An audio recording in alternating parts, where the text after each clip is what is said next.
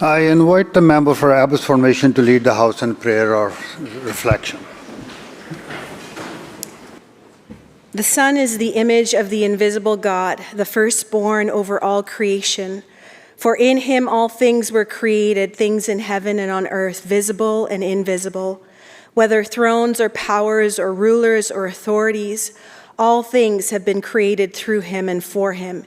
He is before all things, and in him all things hold together. God, we cannot stand in this place and not think about the people we are serving. And so we pray for BC, Lord. We pray for the brokenhearted, the sick, the families going through hard things. That you would be the God that you've promised, healer, provider, comforter. Today we speak blessing over this province. We say, arise and shine, for your light has come, and the glory of the Lord rises upon you. See, darkness covers the earth, and thick darkness is over the peoples. But the Lord rises upon you, and his glory appears over you. Nations will come to your light, and kings to the brightness of your dawn. Amen.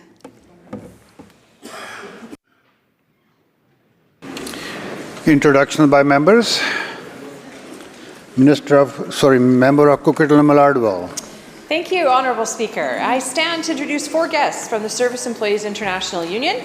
Tyler Downey, President of SEIU Healthcare, John Klein, Secretary-Treasurer, Gazelle Yanez, Director of Strategic Initiatives, and Tyler, John, and Gazelle visit us from Ontario, and they are accompanied by their BC Organizing Manager, Crystal Smith. Will the House please join me in making them feel very welcome? Member for Kootenay Rockies. Thank you, Mr. Speaker. Well, happy Mining Day, everyone. Yes. On behalf of the official opposition, I'd like to welcome all the companies, suppliers, and associations joining us today in the gallery. Mr. Speaker, mining built this province. We needed to continue to drive our economy forward. Thank you for being here, and I look forward to meeting many of you this afternoon and tonight, so welcome. Member for Peace River South. Thank you, Mr. Speaker. With us today on the precinct, and I believe in the chamber with us, are 3 members from Canuma Coal that are here for Mining Week, or Mining Day, as I apologize. And they work for Canuma Coal, a metallurgical coal supplier in the South Peace that provides some excellent jobs and an excellent quality product to the world markets. I'd like to recognize Kendra McGreesh, Jessica Simpson, and Cindy Payment. If you can give us a wave, would be fantastic. Please help me welcome. Mr. Speaker, I have one more introduction, and I see the individual standing here before me, so I'm going to do my best to embarrass him as I can. One of the most tenacious, most ferocious defenders of his he's the mayor of Tumbler Ridge, and he's been a tremendous proponent for the people of Tumbler Ridge. I was planning to say he's one tough old fart, but I found out this morning that he's actually younger than I am. So I will apologize to the Minister of Health that I got to him first, but I would like everyone to help me make Mayor Daryl Krakauka feel very welcome.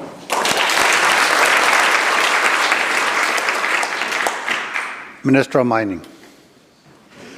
Thank you, Honourable Speaker. Today is Mining Day.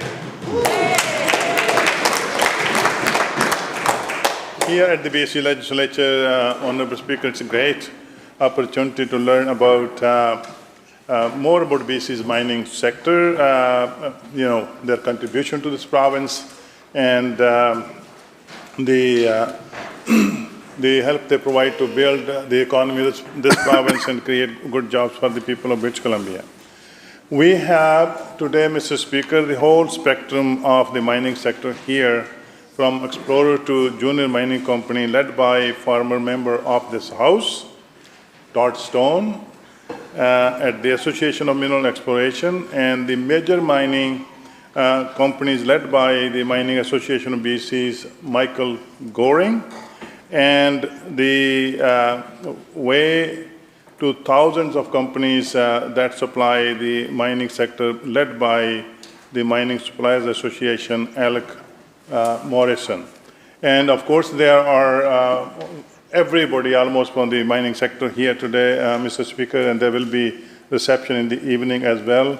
I just want to say briefly that I've been working with them for about a year. I want to say thanks to them for their exceptional contribution to this province, creating jobs, providing critical minerals, and the relationship we have developed, Mr. Speaker, working together are the best, Mr. Speaker. So I want to say thanks to them.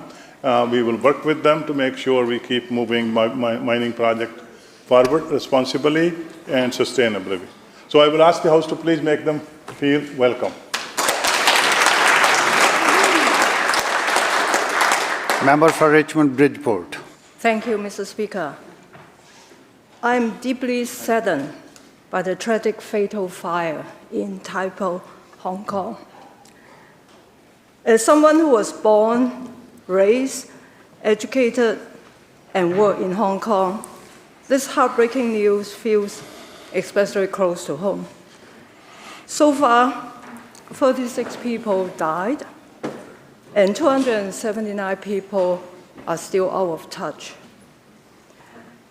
My thoughts and heartfelt condolences go out to the families, friends, and loved ones of the victims. May the injured recover soon, and may the affected community find strength and support during this difficult time. Thank you, Mr. Speaker. Minister of Housing. Thank you very much, Speaker. I have two sets of guests that I hope the House will join me in welcoming today. The first is I have two guests here from Islands Trust to witnessing the tabling of the 2024-25 annual Islands Trust report. Laura Patrick, I'm always looking around. Laura Patrick, Islands Trust Council Chair, and Ruben Brani, CAO of the Islands Trust. Will the House join me in thanking them for all of their good work and making them feel welcome?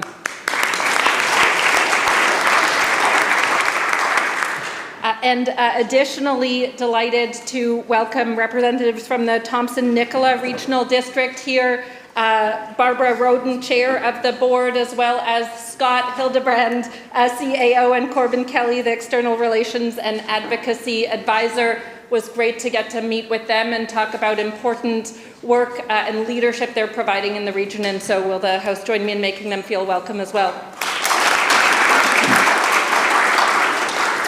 Member for Kamloops North Centre. Thanks, Mr. Speaker. Thanks to the Minister for stealing a little bit of my thunder, but I'd like to echo her comments that we do indeed have 3 representatives of the Thompson-Nicola Regional District. We have 5 MLAs that actually touch and part of the TNRD, and I look forward to meeting them later. And I know they've got a lot of important meetings with the government on many concerns. So again, will the House make the TNRD feel welcome? And that was a member from Kamloops North Thompson, not Torres Centre. Minister of Jobs. Thank you so much, Honourable Speaker. I want to thank all the members of the House. It felt like every member of the House was at lunch today with the Council of Canadian Innovators. We've got Benjamin and Kirsten who helped put the event together. We had representatives from Trilio, Sanctuary AI, Certain, Global Relay, Alta ML, Well Technologies, Red Brick, and much more. I want to thank them for hosting us all for lunch today. Thank the members for attending, and I want to welcome them to the House today. Please join me in welcoming them.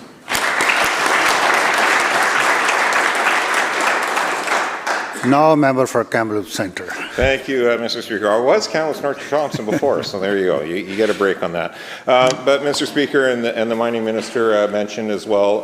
But as I said the other day, it seemed to be former MLA returned back to the legislature week in this building, and a good friend and former colleague. Depending in question period, sometimes we were compared to certain Muppet characters since we sat next to each other. But in terms of the heckling, but a good friend and former colleague is here, Todd Stone, and will the House please make him welcome. Member for Chilliwack North. Thank you, Mr. Speaker. I would like to introduce Marcus Niels, who is here from Chilliwack. He's a grade 12 student. He is the membership chair of my riding association. He is working in my office and here for the day in Victoria on work experience. And there's one more thing I almost forgot. So keep your eyes open for Marcus. He's a real go-getter in the world of politics. So please welcome Marcus today. Minister of Infrastructure. Thank you, Honourable Speaker. As we pass the one-year mark of the creation of the Ministry of Infrastructure, I'm very pleased to be able to welcome several members of our small but mighty team to the Legislature today. These members of the public service come to us from other ministries across government, bringing an incredible diversity and depth of experience that we benefit from as a ministry each and every day, and that British Columbians benefit from in their communities. I hope that those joining us will feel comfortable enough to rise as they're recognized. We have Josie Midyanga, Manager of Divisional Operations with Infrastructure Policy and Partnerships, Tasman Millard, Executive Administrative Assistant with Infrastructure Policy and Partnerships, Sandhya Devkate, a Project and Divisional Coordinator with the Infrastructure Policy and Partnerships. We have Ali Prince, Executive Director, Corporate Services and Community Capital Development. Joanne Walsh, Director of Capital Financing and Reporting with Corporate Services and Community Development.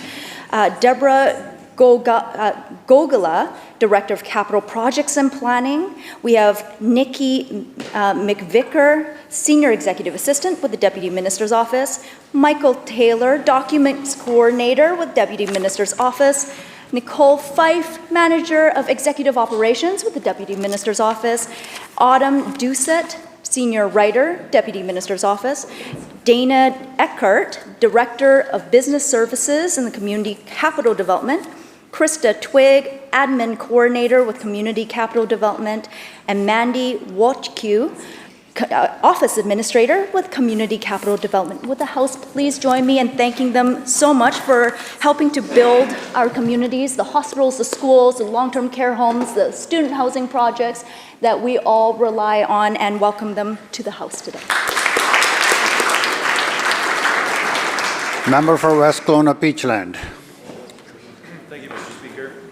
Yesterday, throughout the day, members of the Conservative Caucus participated in scenario-based training with the RCMP at the Armory here on the Legislative Precinct. This training focused on police use of force, officer decision-making, and the realities that frontline members face in British Columbia. It was an eye-opening and important opportunity because for those of us privileged to serve in this legislature, understanding what an officer experiences in the field is essential. The pressures, the training, the split-second judgment calls, and the responsibility that comes with the lawful use of force are not abstract concepts. They are real, they are complex, and they shape the day-to-day work of the men and women who keep our communities safe. I want to again extend my sincere thanks to the RCMP, to the National Police Federation, to the Sergeant-at-Arms, and the Legislative Assembly Protective Services for their assistance, coordination, and support in making this training possible. Will the House please join me in welcoming the RCMP and the National Police Federation to the Legislature.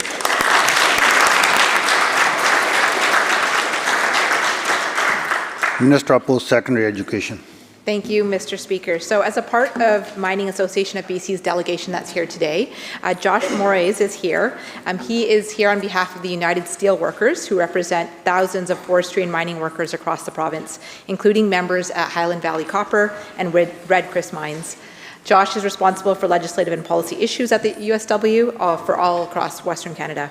He previously served as a staffer in our government for former ministers Harry Baines and Murray Rankin, and later supported our full NDP caucus as stakeholder relations. He also was the regional director that got many of us elected in this House in the last election. So if everyone will please join me in welcoming to this House.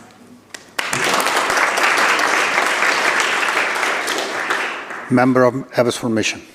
Thank you, Mr. Speaker. Today, I want to welcome a special friend. She is here on the precinct all week. She helped me on my campaign. She's the one you want in your corner. Just want to thank her for all her support with the House. Please make her feel welcome. Thank you, Sherry. Member for Richmond Centre. Thank you, Honourable Speaker. I would like to echo to my colleague, member of the Richmond Bridgeport. I've been monitoring the news in Hong Kong, my hometown, for the entire night. My deepest condolences to the family who has been affected by this tragic fire. I know at least one firefighter has lost his life in the line of duty. It is one of the largest and deadliest fire in the Hong Kong history, and the number of deaths is still rising. May the victim rest in peace, and may we honor the bravery of all the firefighters at the front line. Thank you.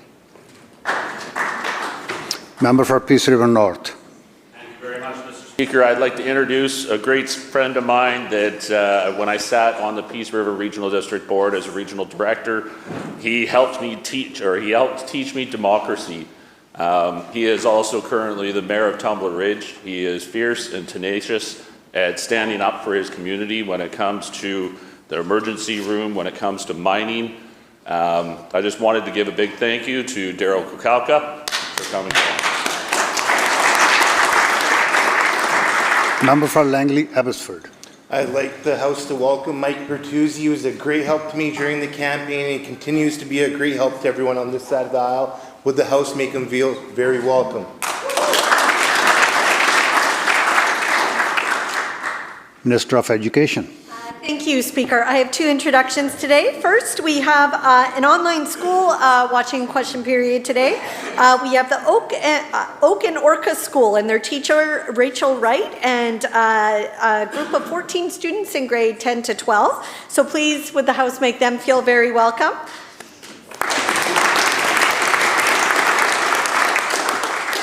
And Speaker, in the gallery today, representing the Career Education Society of British Columbia, is Executive Director Terry Ann Wyness. She joins us today as we mark Career Education Week across BC, a week to emphasize the value of career education and helping students discover their future. Terry Ann and her team are an essential partner to government, and we want to thank them. But I have a fun fact for you, Honourable Speaker, as well. Terry happens to be the mother of, we will all know him in this house, Tim Wines from Premtech, who helps us all out here. So big welcome to Terry. Thank you. Member for Kelowna Mission. Thank you, Mr. Speaker. I joined the Minister for Jobs and Economic Growth in welcoming the folks from the Canadian Council of Innovators who are here today. It was very striking to see the number of people who gathered at their lunch from across the aisle from all parties. And I know that for them and for people in their sector, they're very big fans of competition, and they're believers that competition makes for better markets, makes for better products, makes for better outcomes for people, for consumers, for businesses. And it causes me to reflect on the fact that this House and this place is at its best when we are actually focused on competing over who can have better ideas and make things better for people, and I wish we would do that more often. Member for Surrey Panorama. Thank you, Chair. Sorry, Speaker. I already get confused here. Just a quick thank you for the representatives of the students from post-secondary that are here. Met with our caucus today. I'll be meeting later on with Solomon Yekiran, and thank them for being here with their concerns. And also, I hear it's the Langley Abbotsford MLA's birthday today, so I'll just wish them a happy birthday. Everybody give them a hand. Member for Nanaimo Lansdale. Thank you, Mr. Speaker. Today is a very special day, and that I'd like to wish my colleague from Langley Abbotsford a very happy birthday. I won't say how old this person is, but I will note that their first campaign slogan was, "Railways are the future." So, happy birthday.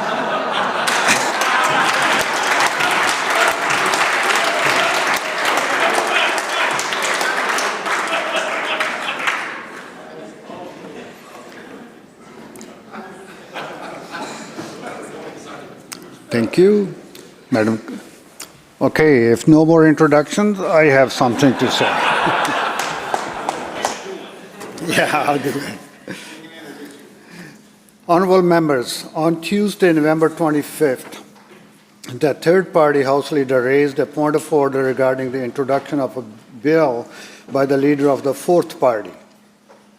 Specifically, the third-party House leader took issue with the scope of the introductory remarks offered by the leader of the fourth party. The chair thanks the third party House leader and the leader of the fourth party for their submissions and is now prepared to rule on the point of order. The House may benefit from a historical perspective on the proceedings known as the introduction and first reading of a bill.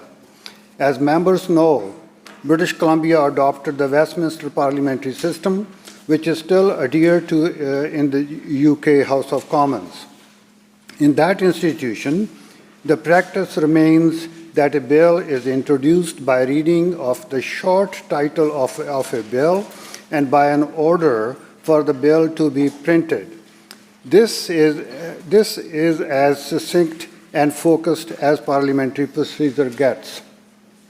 For over a century, this House followed the same practice in accordance with Standing Order 74, which provides, quote, every bill shall be introduced upon motion specifying the title of the bill, unquote. In 1985, that practice changed upon the adoption of recommendations presented by a parliamentary committee. One of evolution in parliamentary procedure stemming from that came in the form of practice recommendation number 5, which states, quote, permit a statement not to exceed 2 minutes by the member in charge of introduction of a bill to explain its purpose. No further debate shall be permitted at this stage, unquote. As noted in Parliamentary Practice of British Columbia, 5th edition at page 239, at introduction and first reading, a member is expected to introduce the bill by stating its title and briefly outlining its purpose. This expectation is reflected in other parliamentary authorities that the chair consulted. For example, Buchanan 6th edition at paragraph 645 states, quote, at this stage, it is not permissible to argue the bill. Discussion on the bill's merits may take place on the motion for the second reading. The member is only permitted to explain the provision of the bill in order that the House will understand its purport, unquote. As the chair noted in guidance to the House on Thursday, November 20th, the provisions of practice recommendation number 5 are not to be abused to allow for the introduction of arguments that should otherwise be presented by members in subsequent stages of the debate on a bill.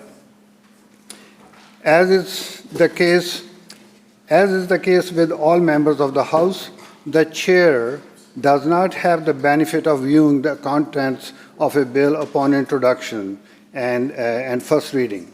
So a member's remarks in relation to the bill's contents may not always be clear, but it appears to the chair that any member is perfectly capable of providing a brief, objective overview of the contents of their bill without offering arguments or opinions, which, as noted, can be canvassed in subsequent stages of debate.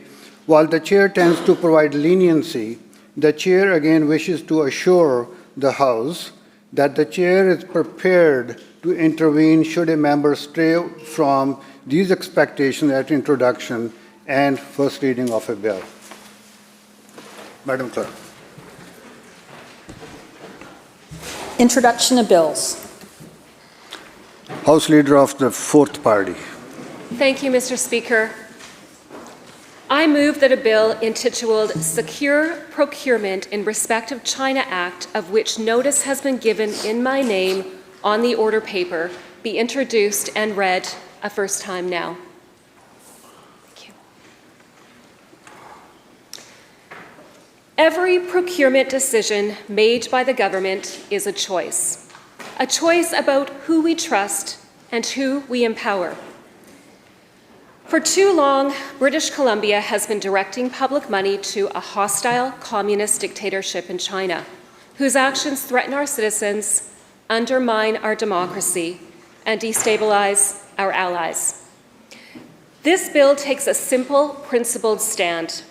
First, it prevents the province from purchasing goods or services from entities owned or controlled by the People's Republic of China when comparable goods or services are available from Canadian businesses or from our trusted democratic partners.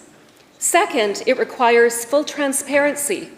The bill compels the government to publicly disclose the total value of all contracts awarded to PRC-controlled firms.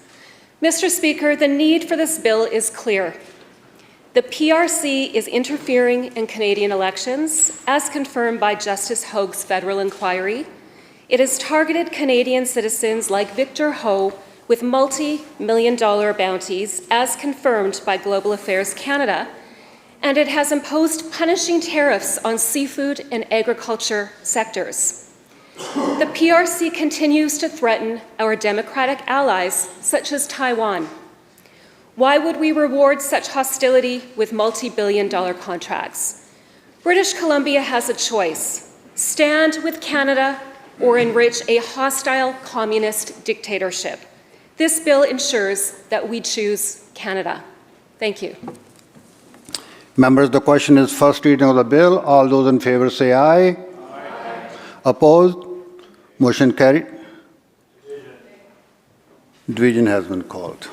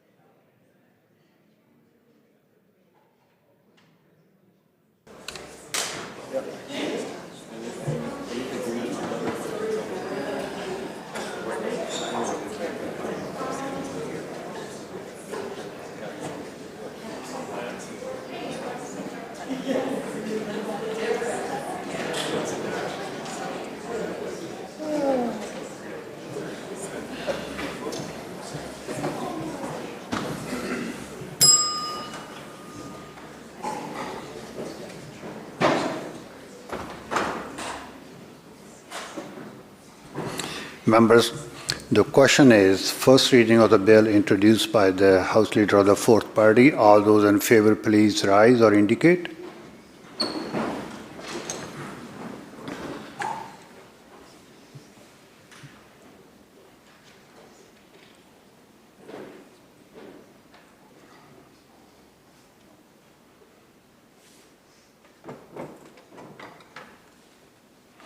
Please be seated. Those who oppose, please rise or indicate.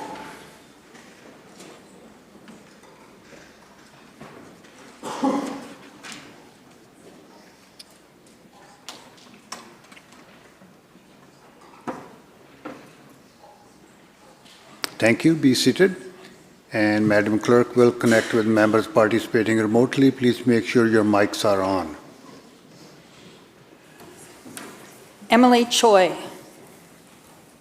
I vote aye. Emily Deer.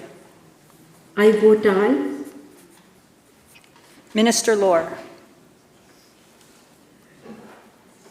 I vote aye.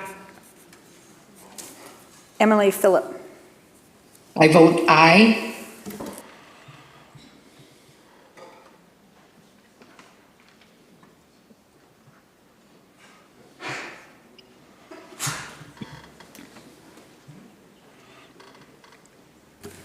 Those voting aye, Lord G. Anderson, Blatherick, Rutledge, Chant, Toporowski, B. Anderson, Neal, Osborne, Brar, Krieger, Davidson, Parmar, Sunner, Baird, Chandra Herbert, Wickens, Kang, Sandhu, Begg, Higginson, Phillip, Lejeunesse, Choi, Rochford, Elmore, Morissette, Popham, Dix, Sharma, Farnworth, Evie, Bailey, Callon, Green, Whiteside, Boyle, Ma, Young, Malcolmson, Gibson, Glumac, Aurora, Shaw, Chow, Deer, Wilson, Kindy, Millibar, Rustad, Banman, Halford, Hartwell, L. Neufeld, Dew, Claire, K. Neufeld, Bengu, Tour, Hepner, Giddens, Ratte, Gasper, Tour, Hepner, Giddens, Ratte, Davis, McInnes, Bird, McCall, Stamer, Tepper, Moss, Williams, Lowen, Dollywell, Dirksen, Luck, Block, Valeriot, Botterill, Brody, Armstrong, Keeley, Sturko, Boltby, 84. Those voting nay, Orbus, Watt, Cooner, and Chan, 4. Motion is carried. Member?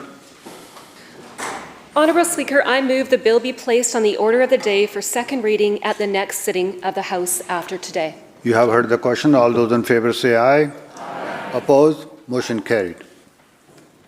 Madam Clerk. Minister of Indigenous Relations and Reconciliation. Just a point of order, Honourable Speaker. I listened to your ruling, and I want to quote recommendation number 5 are not to be abused to allow for the introduction of arguments that should otherwise be presented by members in subsequent stages of debate, and also your reference to that any member is perfectly capable of providing a brief objective overview of the contents of their bill without offering arguments or opinions. I think the record would show that the House Leader of the Fourth Party started her statement by offering arguments and opinion and finished her statement by offering arguments and opinion. So I'm just a little confused by the ruling versus what happened immediately after that, and wonder if the Speaker might share where is an argument versus where is it fact-based, because this very much was an argument, not so much about the contents of the bill. Thank you, Minister. Your point is well taken. Thank you very much for the reminder to the House. Member for Wandifuka. Honourable Speaker, I move that a bill entitled Motor Vehicle Amendment Act Number 2, 2025, of which notice has been given in my name on the order paper to be introduced and read a first time now. Today I wish to introduce the Motor Vehicle Amendment Act Number 2, 2025, known as Xavier's Law.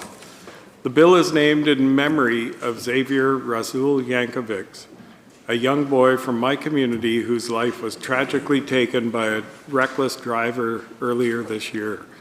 His family's advocacy and determination have shaped this legislation and its goal to prevent tragedies like this from happening. Xavier's Law creates a new 30-day driving prohibition for reckless driving, the kind of extreme, dangerous behavior that puts lives at risk. It gives police clear authority to act immediately when someone drives in a way that shows willful disregard for the safety of others. The bill also requires police to report every reckless driving incident to the Superintendent of Motor Vehicles, ensuring that serious patterns of dangerous driving are reviewed and acted upon using the existing powers of the Motor Vehicle Act. By defining reckless driving based on proven models used in other provinces, this bill closes a gap in our current law and brings British Columbia's approach in line with some of the strongest road safety standards in Canada. Xavier's Law focuses on prevention, accountability, and public safety. It gives police and the Superintendent of Motor Vehicles new tools to protect the public and reinforces that reckless driving has no place on our roads. I'm proud to introduce this legislation in Xavier's name and in honor of every family who has lost someone to dangerous driving. Thank you.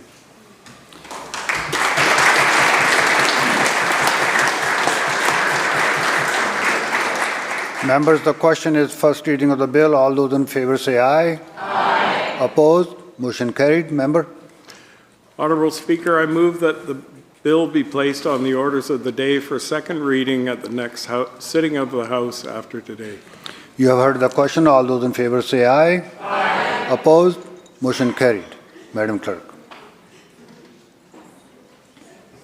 Statements by members. Member for Esquimalt Colwood. Thank you, Mr. Speaker.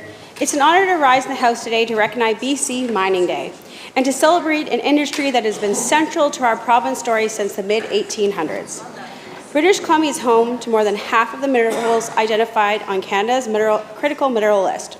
Across our province, advanced exploration and development projects are underway for copper, nickel, zinc, rare earth minerals and elements, and so much more. Mining remains a cornerstone of our economy, supporting roughly 40,000 good family-supporting jobs in our communities, large and small. Today, approximately 1,000 mining and mineral exploration companies are headquartered right here in British Columbia, a clear reflection of the confidence investors place in our skilled workforce, our resources, and our regulatory stability.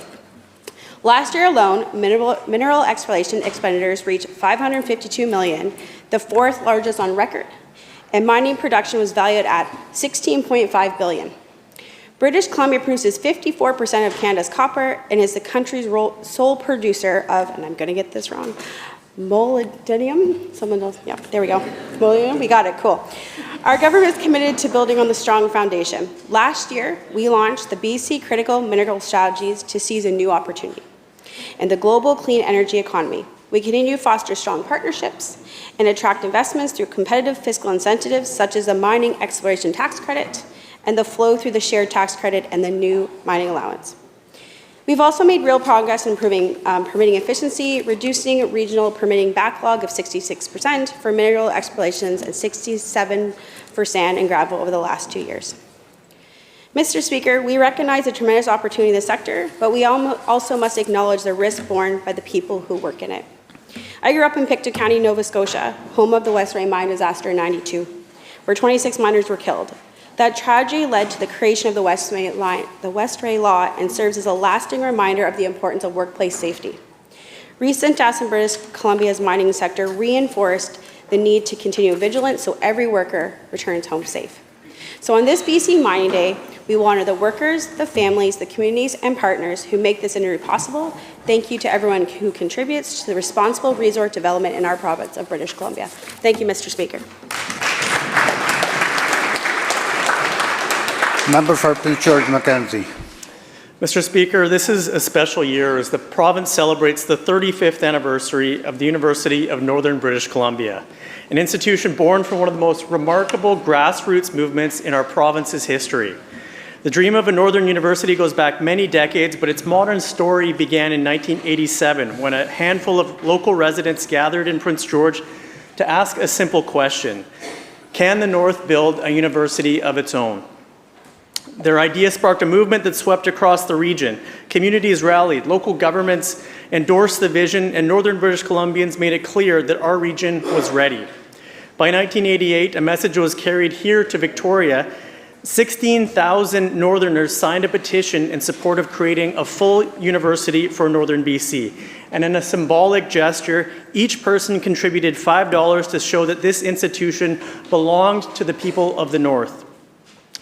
Their determination led ultimately to this legislature passing the UNBC Act on June 22, 1990, officially creating the University of Northern British Columbia.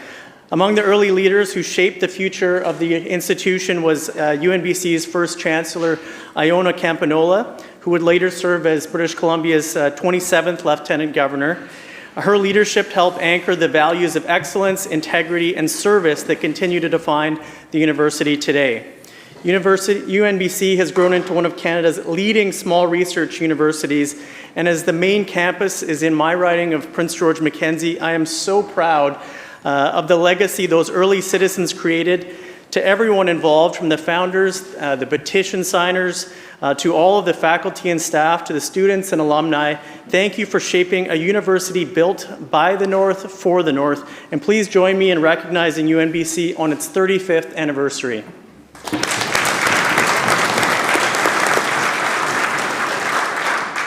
Member for Vancouver-Langara. Thank you, Mr. Speaker. Mr. Speaker, I rise today virtually to recognize Career Education Week in British Columbia, a week dedicated to celebrating the importance of career exploration and skill development in our K-12 schools. I would also like to extend a warm welcome to Terry Ann Winans, Executive Director of the Career Education Society of BC, who has joined us in gallery today. From November 24 to 28, students across BC will have opportunities to explore career options and plan for their future through local, regional, and provincial career education events and activities. Career development is one of the 3 pillars of our education system, helping every learner become an educated citizen. It goes beyond preparing students for a job.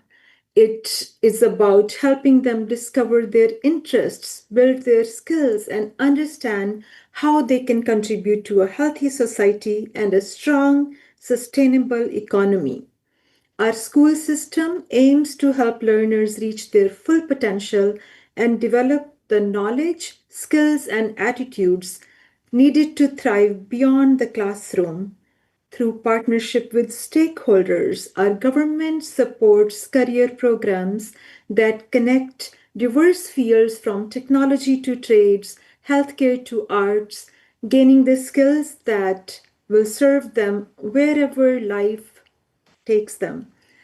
Through counseling, guest presenters, and career fairs, students build confidence, curiosity, experience, and leadership.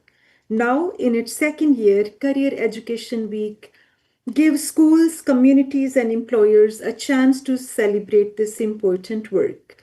I want to thank the educators, mentors, counselors, organizations, and families who guide students on their career paths and strengthen our economy. Thank you, Mr. Speaker.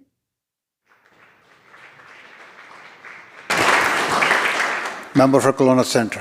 Thank you, Honourable Speaker. Today I rise to honour Dress for Success. On November 1st, I had the privilege of attending their annual event, Watch Her Soar, where we gathered to celebrate the organization's successes and the very real impact it has on lives. It was an evening filled with stories of courage, gratitude, and hope. The evening featured makeovers, fashion shows, auctions, a speakeasy, and even a casino. I really wish I had a slideshow running behind me so you could see the makeovers, but not just the hair, makeup, and clothing, to see how the countenance of the women changed. That was the transformation. It was more than clothing. It was confidence, dignity, and a renewed sense of possibility. Behind every outfit is a team of volunteers and mentors who stand behind women as they rebuild, re-enter the workforce, or reinvent their path forward. In Kelowna, where the cost of living and housing pressures put real strain on families, especially single mothers and women reestablishing financial independence, Dress for Success fills a critical gap. They help clients move from surviving to thriving by offering career development programs, mentorship, networking, and ongoing support long after the clothing appointment is over. At the November 1st event, I heard stories of women who walked through their doors uncertain and overwhelmed and walked out feeling seen, valued, and equipped to succeed. One of the volunteers, now a successful woman in leadership, shared her own story of living in a bus shelter and having to plead for a job. Well, that manager that she pleaded with gave her a challenging interview, made her work for the job, but also bought her 2 outfits and a chance to regain her dignity. That transformation is something a program alone cannot replicate. It comes from community, compassion, and human connection. I want to extend my sincere thanks to the volunteers, donors, and organizers who make Dress for Success Kelowna possible. Their work strengthens our local workforce, our families, and our communities. To the women they serve, your resilience inspires us. We see you, we support you, and we celebrate your successes. Thank you, Honourable Speaker.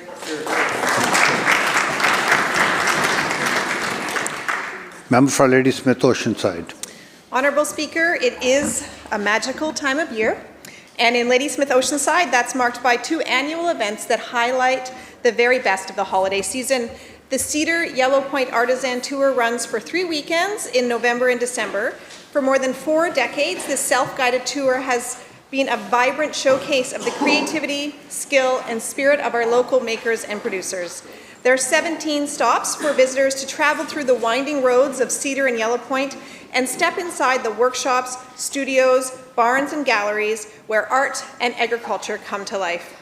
Whether it's hand-turned wood, pottery, textiles, or local farm products, every stop on the tour reflects the talent and character of this remarkable community. The Cedar Yellow Point Artisan Tour strengthens our local economy, supports livelihoods rooted in creativity, and is a testament to the power of art and agriculture to bring community together.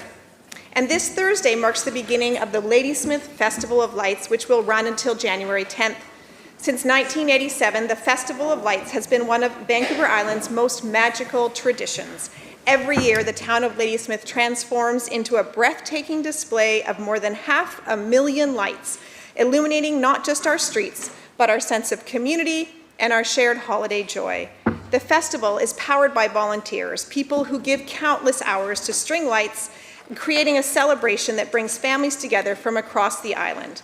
Their dedication reminds us that the brightest lights in Ladysmith Oceanside aren't the ones on our buildings, but the ones in our communities. As we head into the holiday season, I invite you all to Ladysmith Oceanside to experience the Cedar Yellow Point Artisan Tour and the Ladysmith Festival of Lights. Let's support the artisans who give our regions their character and charm, and remember what the Festival of Lights represents: generosity, connection, and the spirit of holidays at its very best.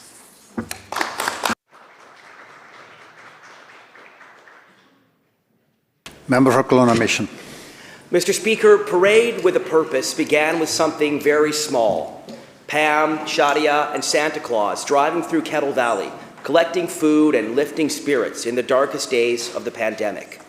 What started with just 3 humble floats on neighborhood streets has quickly grown into one of Kelowna's most meaningful holiday traditions, lighting up downtown and drawing thousands of people to Bernard Avenue. From its humble beginnings in Kettle Valley, this parade has been about more than lights and music. Partnering first with the Bridge Youth and Family Services, Parade with a Purpose helped bring the Youth Recovery House to life, raising over $700,000 to support a live-in program for young people facing substance use and mental health challenges. Now, in partnership with the KGH Foundation, every dollar raised supports critical youth mental health care in our region, from new services in West Kelowna to mobile outreach and Georgia's Wish, creating safe spaces for conversation and support. For the Turgeon and Doty families, this is not abstract. The purpose behind the parade comes from real loss. Ryan's story, Cody's story, and Georgia's story. Georgia died before her 19th birthday after battling mental health struggles without the support she needed. Ryan died from mental health and addiction after being given fentanyl by a neighbor. Cody passed away from an accidental overdose. These are not statistics. These are our kids, our neighbors, and part of the fabric of our community. Their light continues to guide this work. This parade is their family's prayer in motion, a way of turning grief into purpose, sorrow into service, and heartbreak into hope. 100% of the funds raised go to youth mental health care. It's not done for recognition or rewards, it's done because it matters. So if you live in or near Kelowna, please show up. Bring your family downtown on December 6th, line the parade route, make a donation, and keep talking to the young people in your life. When we lift our youth together, we honor those we've lost and help make sure fewer families have to walk the same road. Well done.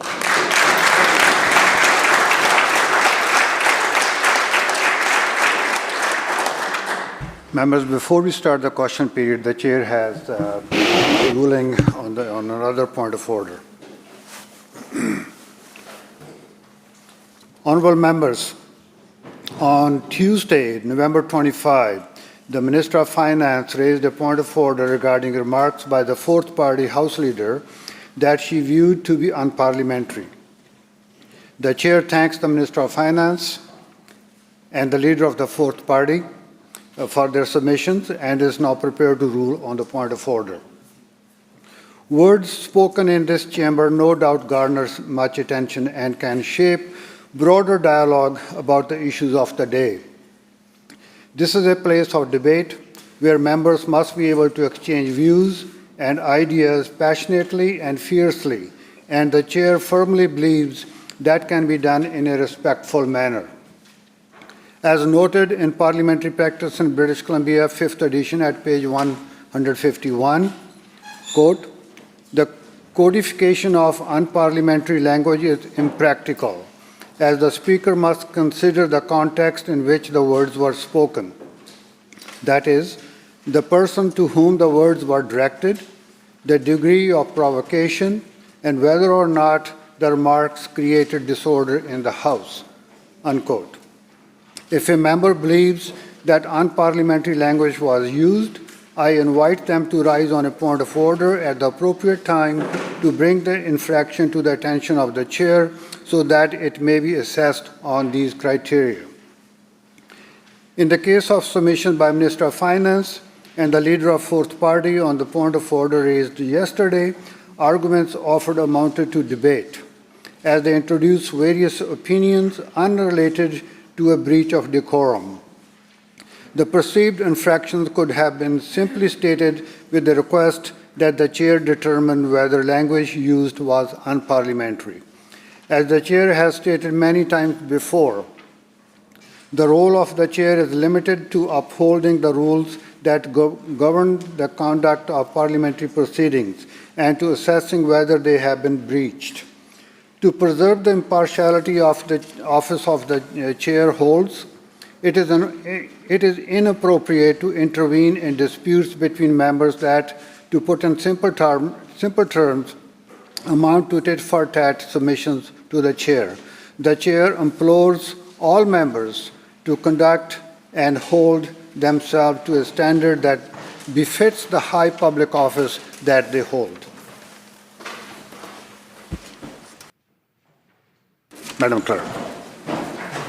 Oral questions by members. Leader of the Official Opposition. Thank you, Mr. Speaker. Because of the Cowichan court ruling, I think we've seen something unprecedented in British Columbia, which is a new class action lawsuit is actually being brought forward against the province and the federal governments by property owners to, and I quote, because the governments, I quote, failed to properly defend the rights of property owners. Furthermore, it alleges that governments misled property owners by claiming their land was safe, marketable, and free from material qualifications, when these governments knew that wasn't true. So a simple question through to the Premier. Does every private property owner in the province have to go forward and join this class action suit to get this government to finally protect private property rights in British Columbia?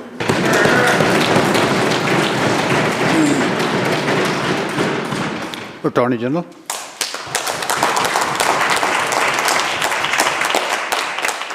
Thank you, Mr. Speaker. I want to start by being perfectly clear to those that are listening at home. Land titles across British Columbia and Richmond are valid. It is simply inaccurate to suggest otherwise. People own their properties regardless of where it is located in the province. I've talked many times in this debate over the province's strong stand in protecting the private property rights of those individuals during this couching claim. We've canvassed many times the steps that we've taken as a government to stand up for the uncertainty that was created by the decision that we strongly disagree with, and will continue to do so, Mr. Speaker.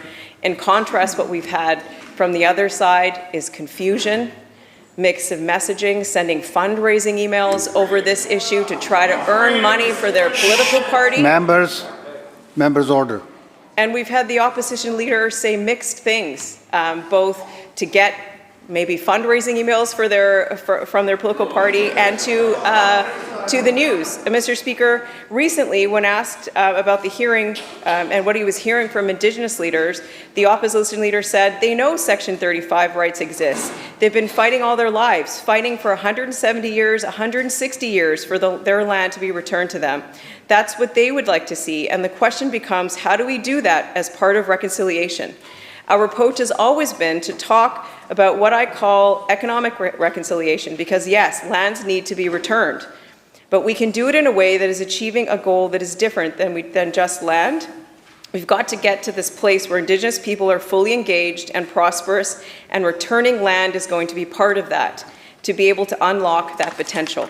Mr. Speaker, what he says between what we hear in this House often with the misinformation and fear-mongering, what he says in the media is all mixed and complicated. We are going to stay focused on the issues that matter to British Columbians, to resolve issues that we know are complicated, and stand with both Indigenous people of this province and the private property owners of Richmond. Thank you. Member has supplemental? Sure, Mr. Speaker. And I do find it entertaining that the minister seems to be completely dismissive of the concerns of landowners. So let's read something else from this lawsuit, that it says that the landowners suffered economic and psychological harm, and that the government conduct was unlawful and contrary to their duties of good faith and candor. Look, Mr. Speaker, this is pretty straightforward. The City of Richmond has been very clear in saying that the province did not argue to protect private property rights. The landowners are now saying very clearly that the province did not argue to protect private property rights. And even the judge made the case that the province did not stand up and argue to protect private property rights. So perhaps a simpler question.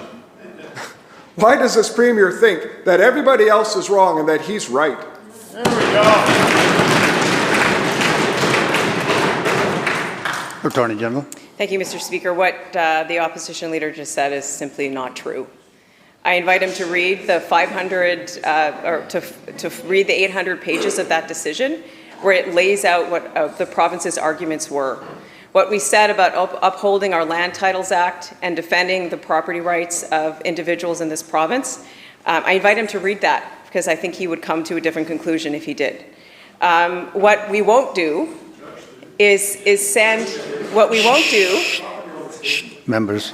And what is? Members. Order, member. Please what we continue. won't do, and what is dismissive, is to use this as a fundraising tactic for their own political party. To use this as something to spread, to fearmonger across this province. We're going to be focused on the issues to resolve this matter, and not. Members will come to order. Members will be quiet. Attorney General. And not participate in what the other side is doing, which is just going to create more chaos. Thank you, Mr. Speaker. Before the chair takes next question, I want to caution all members not to use electronic devices during the question period. Member for Kamloops Centre. Thank you, Mr. Speaker. Well, supportive housing providers have been begging this government for quite some time now to change the Rental Tenancy Act rules so their units do not apply, because they are not able to protect the vast majority of their tenants from violent tenants and drug dealing tenants. In the summertime, the former minister committed to look at this and bring forward changes by October. It is now almost December. Question to the new Minister of Housing: is the government still committed to be removing supportive housing units from the Rental Tenancy Act, and if so, when can they expect those changes? Minister of Housing.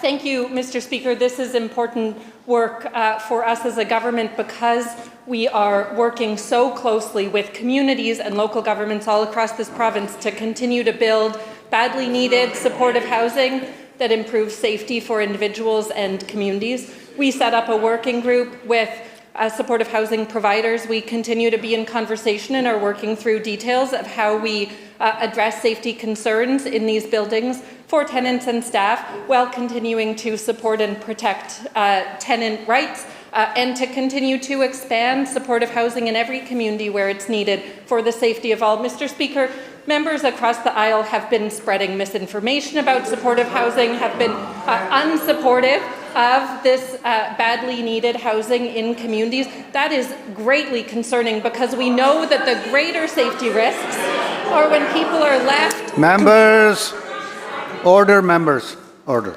The greater risk to communities is when people are left to fend for themselves in encampments or on the street. We will continue to work with providers, with communities, with local governments on tangible solutions. Thank you.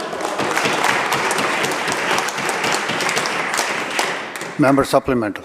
Well, thank you, Mr. Speaker. And that answer right there very clearly demonstrates how this government tries to tell stakeholders and other providers that they're doing one thing and their actions are the complete opposite.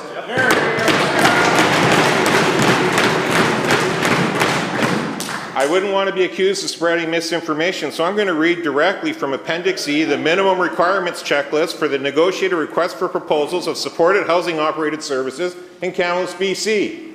An addendum that is now part of BC housing packages for supportive housing, Mr. Speaker, and it says, please note, only organizations who agree to the following requirements for supportive housing operations will be considered for this site.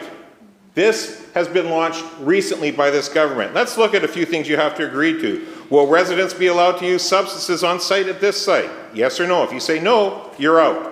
Do you agree to operate this model under the minimal barrier harm reduction model? Yes or no? Has to be a yes or you're out. Now, Mr. Speaker, that creates the environment for drug dealers to move in, and the Rental Tenancy Act is why it needs to be changed. But let's look at another clause.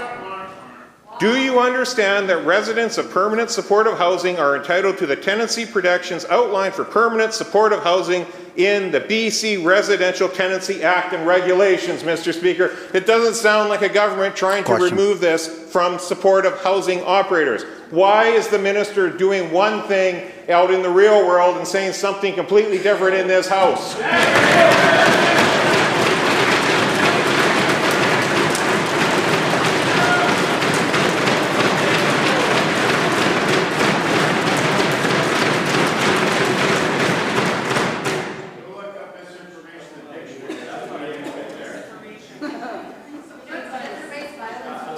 Thank you, members. Shh. Minister of Housing. Thanks, Mr. Speaker. I will reiterate that we're working closely with supportive housing providers to understand the challenges that are being faced. We know that, that there are housing providers that are facing greater challenge due to a higher level of mental health needs, brain injury, and more, and we're working alongside those providers to Members, let the minister answer, please. Be quiet. Please continue. We're working alongside providers to ensure success in this housing for the residents and tenants in these houses, as well as staff and communities. We want to make sure that our vulnerable neighbours have a safe place to come to call home to rest their head. Members, let's be courteous to each other. Please conclude. We want to make sure that our most vulnerable neighbours have a safe place to call home and to connect with health services, addiction supports, mental health supports, and more that will help them get back on their feet and recover. We know that that is what makes a difference for individuals and communities, and we'll continue that work. House Leader of the Third Party. Thank you, Mr. Speaker. Unlike the Leader of the Opposition, when I seek to get answers from the other side of the House, I don't seek to create chaos based on unread decisions. I read the Cowichan decision. So my question is focused on getting answers to questions that are important, that don't foster chaos, but foster a sense of collaboration and solutions. On December 6th, the Mayor of Sydney has been invited to spend the night in the winter cold alongside advocates from St. Andrew's Anglican Church, Greater Victoria Acting Together and Homes for Living. Earlier this year, the Sydney Council voted against installing an extreme weather shelter in the community. Part of the problem is the province's ad hoc approach to shelter, which often forces municipalities to reopen what is a difficult debate on shelter locations every year. In Sydney, we need rapid response in addition to systemic change. My question is to the Minister of Housing. Are you ready to provide rapid wraparound housing and support to the unhoused community in Sydney if the Mayor and Council reverse their decision? Minister of Housing. Thank you, Mr. Speaker, and I want to thank the member opposite both for the question and his advocacy on this. Shh, members. Please continue. Thanks. I want to thank the member opposite for his advocacy on this front and for vulnerable and homeless populations. Absolutely. We are ready to work with local governments who want to work with us on solutions, particularly where there are good solutions on the table. There are local governments all over this province who have been excellent partners in making land or spaces available, in reaching out to the province proactively to find good solutions. I'm incredibly grateful for the level of leadership that we see from communities all over this province in working alongside us, and we stand ready to continue to do that work wherever we can. Member supplemental. Mr. Speaker, there's a phrase sometimes used among social advocates: displacement equals death. Tragically, last week, Cowichan exemplified the phrase. On November 17th, residents of an encampment were violently evicted. The next day, Cowichan saw a terrifying spike in drug poisonings. This isn't a coincidence. When communities are ruptured and people are separated from supports, people die. Similar sweeps at the Abbotsford Highway rest stop and communities across BC amount to violence and exacerbate social disorder. Perhaps city police departments wouldn't have ballooning budgets if residents had access to dignified housing. My question to the Minister of Housing and Municipal Affairs: it is clear that displacement solves nothing and causes great harm. As winter sets in, what other tools will this government use to take care of its citizens?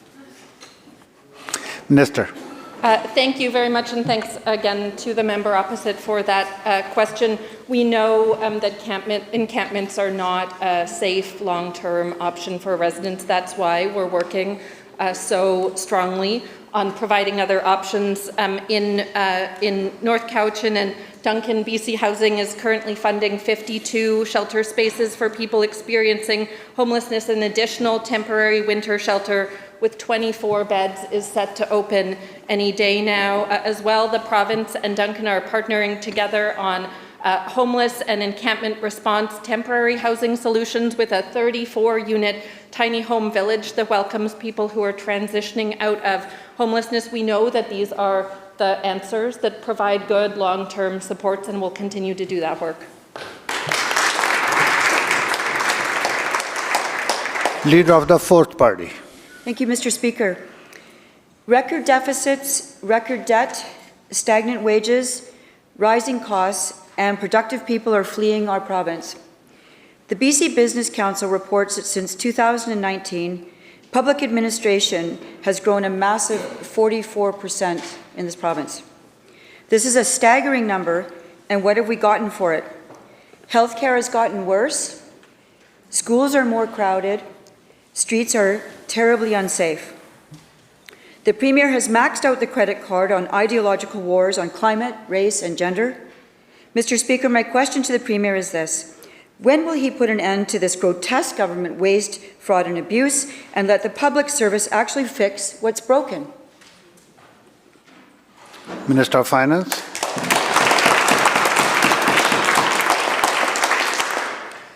Thank you, Honourable Chair. Thank you to the member for the question.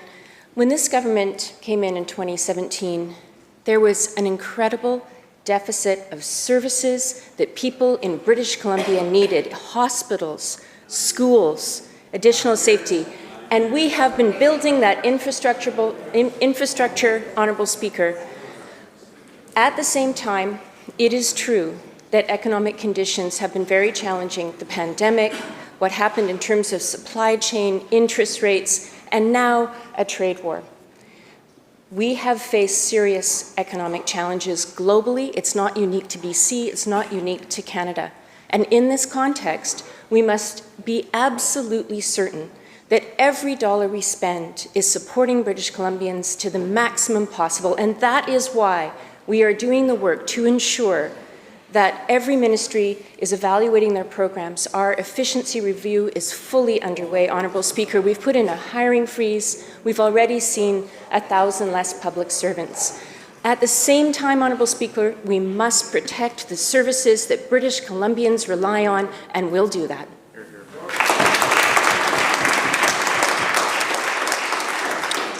Supplemental. Thank you, Mr. Speaker. With the Premier in charge, the only thing growing is government debt. The Fraser Institute reported yesterday that our debt will increase by more than $80 billion over the next 4 years, a jump from $115 billion in 2024 to $208 billion by 2028. That's just 4 years. Socialism is great until you run out of other people's money. Well, we've run out, Mr. Speaker, and the productive, hardworking people of this province are running out of BC. Last year, 70,000 people left British Columbia, another sad record set by this government. Mr. Speaker, my question for the Premier is this. How many people need to flee British Columbia before he reverses course and makes the necessary deep cuts to taxes and government waste? Thank you. Minister of Jobs and Economic Growth. Thank you, Honourable Speaker. I want to thank the member for the question. I think I should clarify a few things, Honourable Speaker. We've added nearly 200,000 private sector jobs in British Columbia since 2017. Over 27,000 private sector jobs just last year, Honourable Speaker. We're one of the leaders in the entire country. And so when the member gets up and spews misinformation, which is a daily occurrence, I think it's important for us to correct. Now, the member also gets up in the House and says people are fleeing, and then the next day says there's too many people. Let's get rid of all the immigrants. There's too many immigrants. This member needs to clarify, I think, what their position is. Do they want more people? Do we want to be able to attract the best talent in the world, to be able to support innovation, to support our companies, to support our economy and our communities, or do they not want those people? Because it's not entirely clear to me, given their changing position day to day. Member for Kelowna Mission. Mr. Speaker, with so many student leaders on the precinct today, I'm reminded of my own time in student government at UBC. The 1990s NDP froze tuition for politics, but their failure to fund the freeze brought the system to its knees and led to sharp hikes when the freeze came off. Student leaders, myself included, pushed for the 2005 tuition limit policy, which capped domestic tuition increases at 2% and gave students 20 years of predictability across multiple governments. When will the Premier release Don Wright's buried public post-secondary funding formula review, and will he give students certainty today and commit to maintain the 2% cap on domestic tuition increases? Minister of Post-Secondary Education.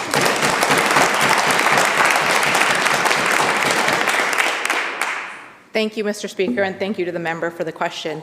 We know that right now our public post-secondary sector is struggling. We're seeing significant revenue losses, and they're still coming off the impacts of COVID and what they had to deal with then. We're seeing declining domestic enrollment.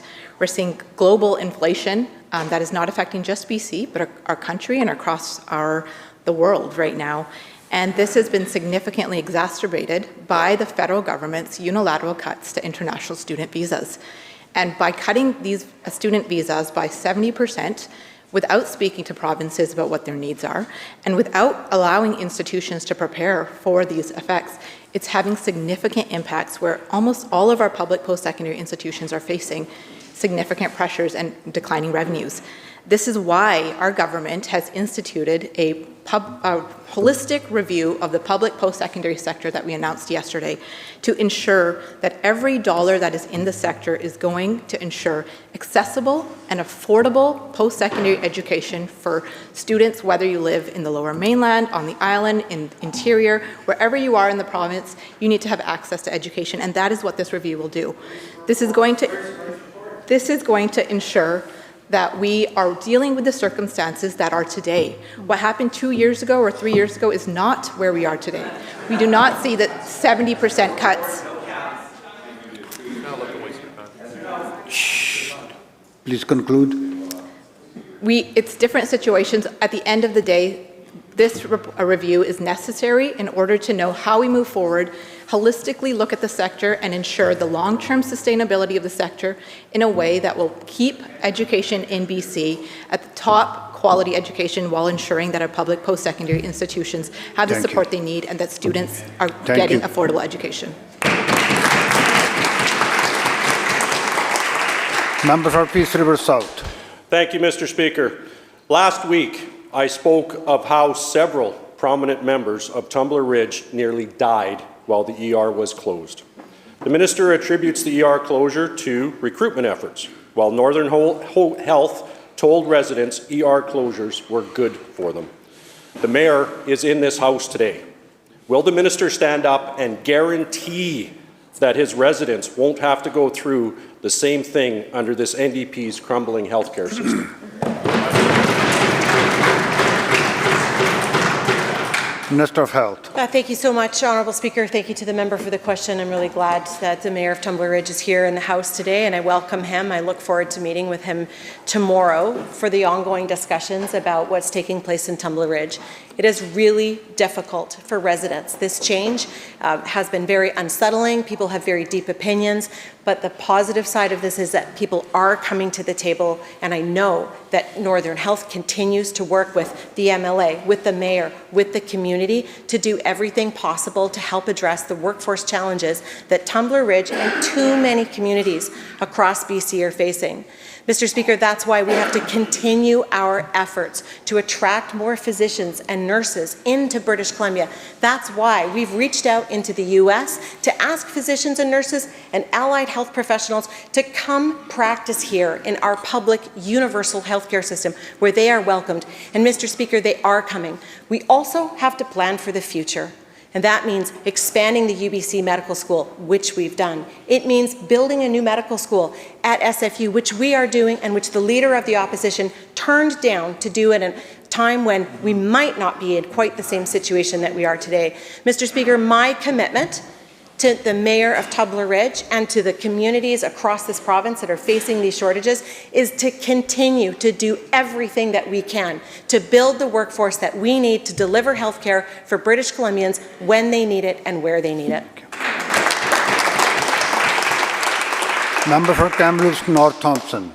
Thank you, Mr. Speaker. Yesterday, the Forest Minister stood in this House and claimed that his government is building a strong, prosperous forest sector. When, Mr. Speaker? When? The people of 100 Mile heard those similar words the very same day their major employer, West Fraser, shut its doors, wiping out 500 jobs.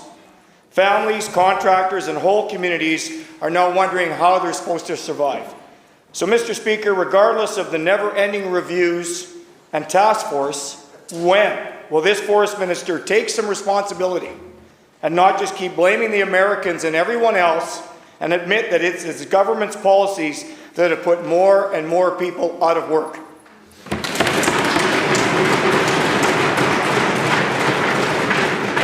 Minister of Forests. Thanks very much, Mr. Speaker. Firstly, I want to take the opportunity to speak directly to the people of 100 Mile. This is devastating news to lose that sawmill when West Fraser made the announcement about that closure. Devastating news for those workers, over 165 unionized workers, but also for that town, a major employer. The direct and indirect impact. I've been in conversation with the mayor of 100 Mile. I've spoken to Brian O'Rourke, the union president, and we've said to them very clearly, as is the premier, that we're going to be there with them during this very challenging time. Now, Mr. Speaker, the members opposite really do have a trouble right now with understanding what's going on in forestry. We have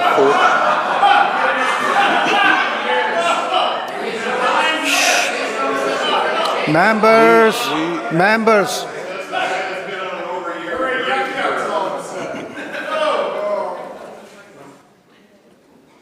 Please complete.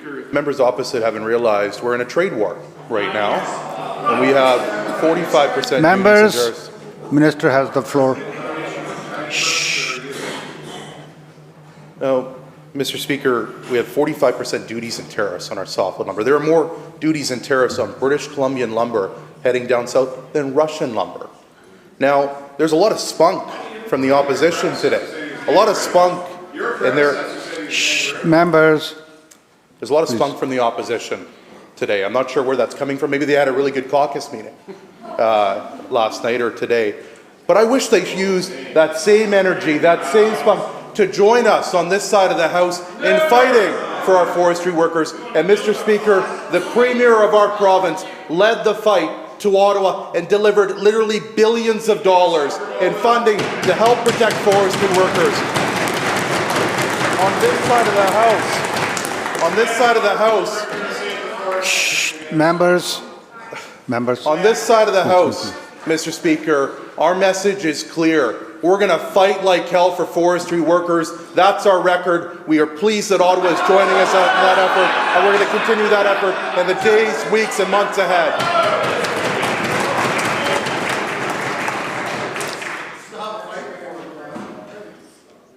Member for Caribou-Chilcotin. Mr. Speaker, that's devastating to hear that answer.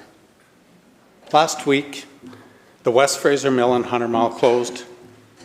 We lost hundreds of jobs. That'll have ripple effects through the entire region. This morning, Drax announced a permanent closure of its pellet plant in Williams Lake. Devastating blows to our region. Both companies pointing to the same crisis. No fiber, no byproduct, nothing to run on, because this government's policies and curtailments in other operations have choked the entire supply chain. Mr. Speaker, we've raised solutions here. We've brought them to this House. We've told them with the minister, shared those with the minister, and still nothing. Mr. Speaker, this is a full-blown crisis. Full stop. Question, member. Hundreds of people, Mr. Speaker, in Caribou-Chilcotin are going to be out of work by Christmas. Merry Christmas. When will this government stop the rhetoric that we just heard and treat this like the emergency it really is?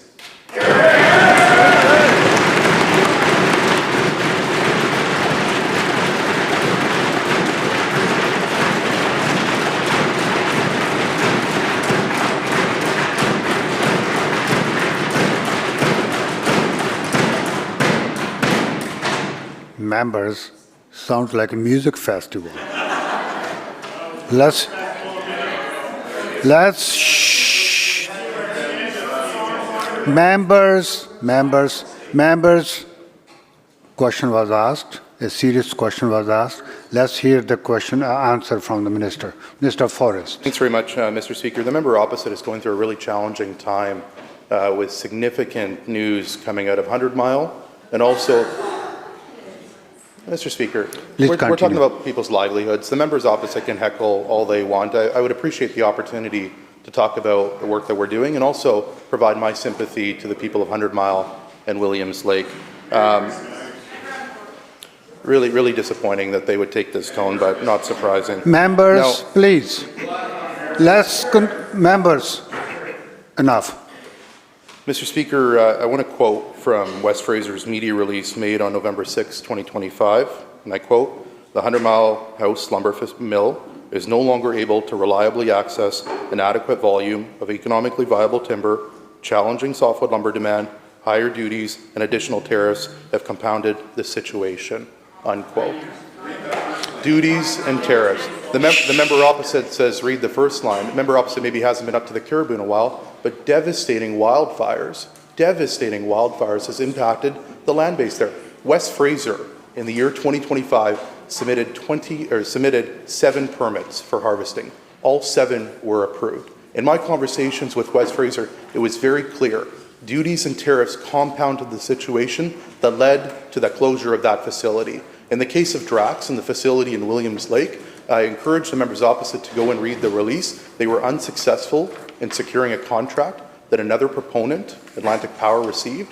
That made a huge factor in their decision to curtail and close their operations. My Deputy Minister will be speaking to Drax shortly this afternoon. I look forward to the conversation as well.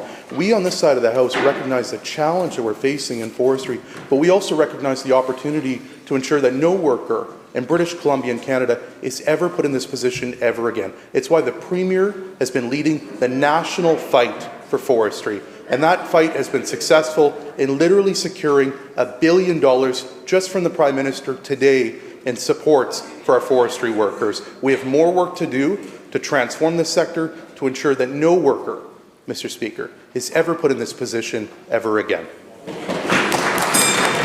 The bell ends the question period.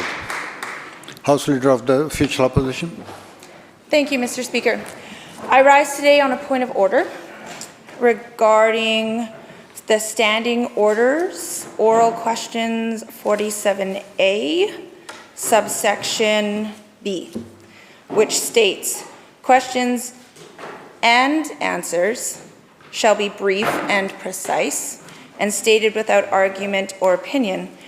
And as I've carefully taken note for question period during this entire session, questions on this side that are 30 seconds are often mirrored and reflected by triple the answer, often going into scripts and rants and tirades that are not related to the question at all. And I would like a ruling in regards to how that is going to be handled. And for example, 3 times today before the heckling started, we had double the size answer of the question consistently. And so I've had my team clock these things as well, and I can show you all of those statistics for the entire session. Thank you. Government House Leader. Thank you, thank you, Honourable Speaker, and I appreciate the comments from my colleague across the way.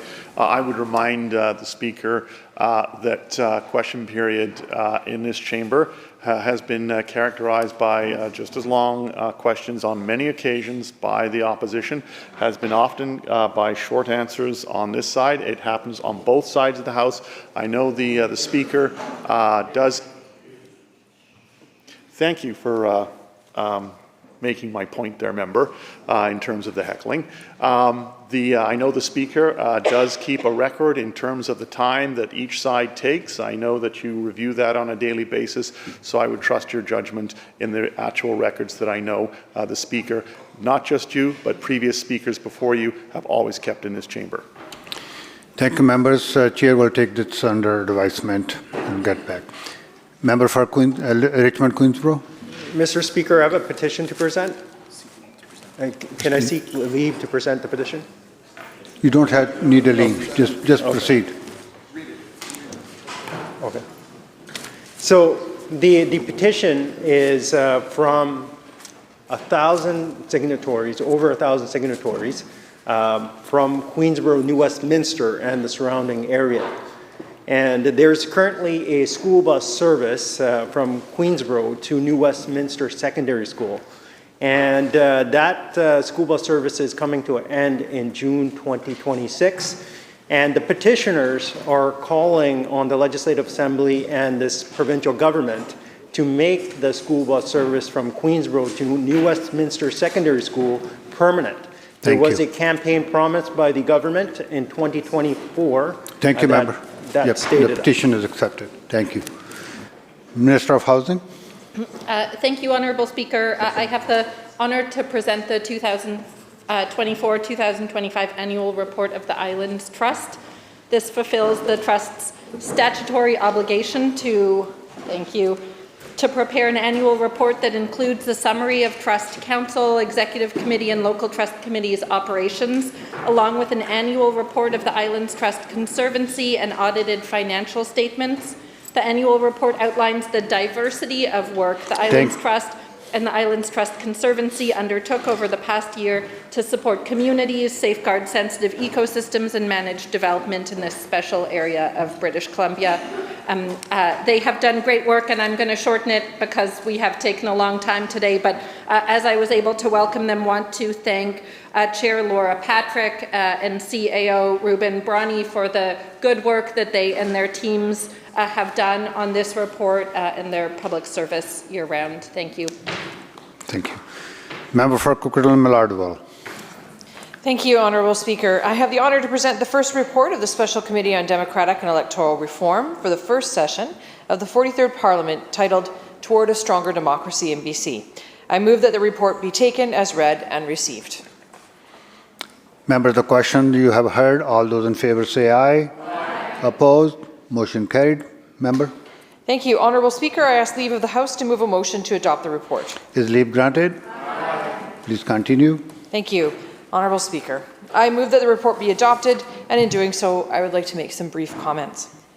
This report relates to the first part of the committee's mandate and examines topics associated with democratic engagement, voter participation, and models for electing members of the Legislative Assembly. To inform our work, the committee held public hearings across the province and received written submissions over the summer.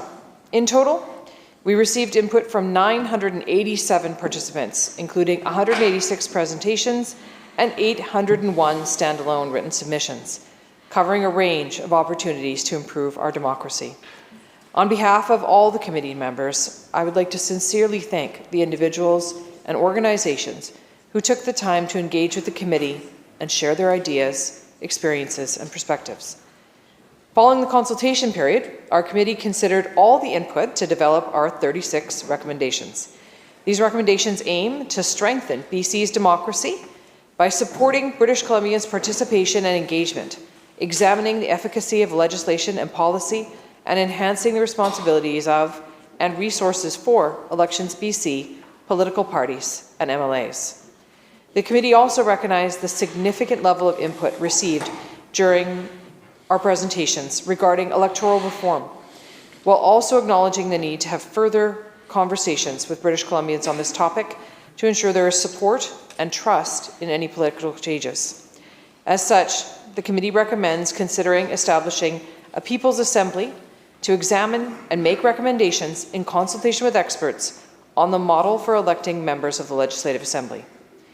Mr. Speaker, in the course of our deliberations, our committee had wide-ranging discussions on what we heard. While the committee members shared varied perspectives on different issues, we are in strong agreement that democracy is a living system that requires ongoing work and investment to ensure its health and resiliency. I would like to sincerely thank all of the committee members for the debate and dialogue we had throughout our deliberations and for their dedication and engagement in this work. I'd particularly like to thank and recognize the support of the Deputy Chair, the member for Kamloops North Thompson. I would also like to express my appreciation to staff in the Parliamentary Committee's office who supported our work, including Karen Ria, Katie Stickle, Mary Haig, Jared Brown, Ajit Bryson, Jonathan Hamilton, Hannah Kim, and Danielle Mijon, Alexa Neufeld, Emily Andrews, and Kayla Wilson. And thank you as well to the staff in Hansard Services for their assistance with our work. Thank you, Mr. Speaker. Deputy Chair, member for Kamloops North Thompson. Thank you very much, Mr. Speaker. I too would like to extend my gratitude to our committee members, including the chair, the member for Coquitlam and Millardville, for their work, diligence, and for the extensive discussions we had on this part of our work in the last several months. I'd also like to recognize everyone who took the time to provide input to this committee. We sincerely appreciate hearing from people across BC about their experiences with and perspectives in our democracy and the various institutions that support it, and how we can all work together to improve it.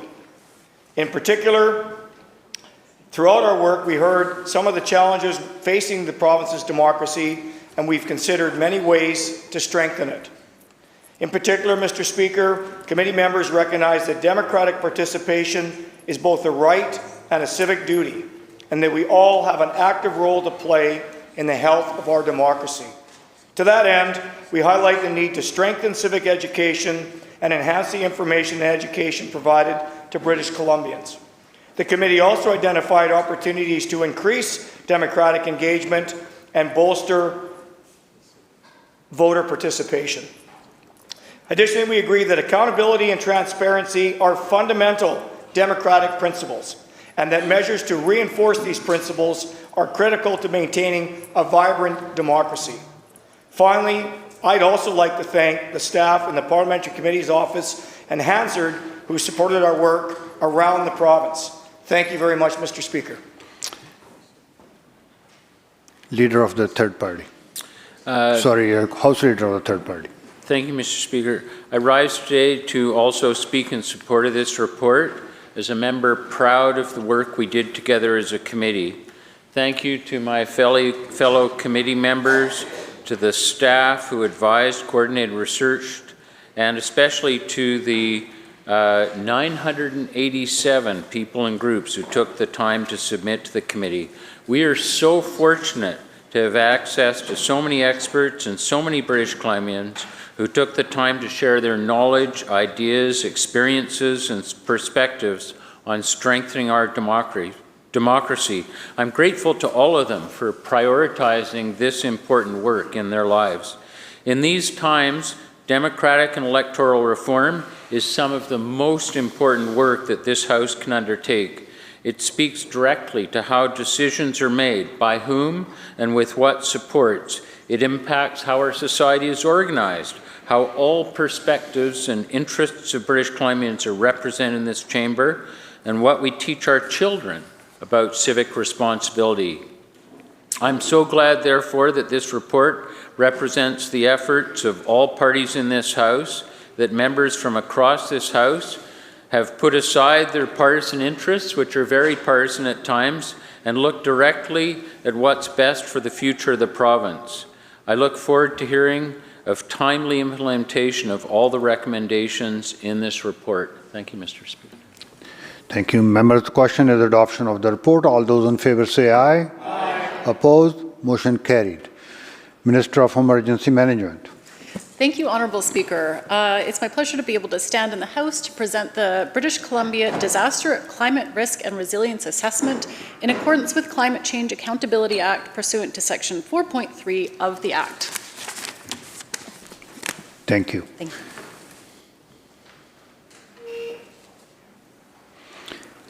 Minister of Energy and Climate Change Solutions. Thank you, Honourable Chair. Honourable Speaker, I'm honoured to present the final report of the Clean BC Independent Review Panel. Review completed under the terms of the Cooperation and Responsible Government Accord between our government and the BC Green Caucus. Thank you. Madam Attorney General. Thank you, Speaker. Just sneaking in a table and a report. This is the Public Guardian and Trustee 2024-25 Annual Report. Thank you. Madam Clerk. Orders of the day. Government House Leader. Thank you, Honourable Speaker. In this chamber, I call continued committee stage on Bill 29, and in Section 8 Douglas Fir Room, I call continued committee stage on Bill 32. Committee chairs.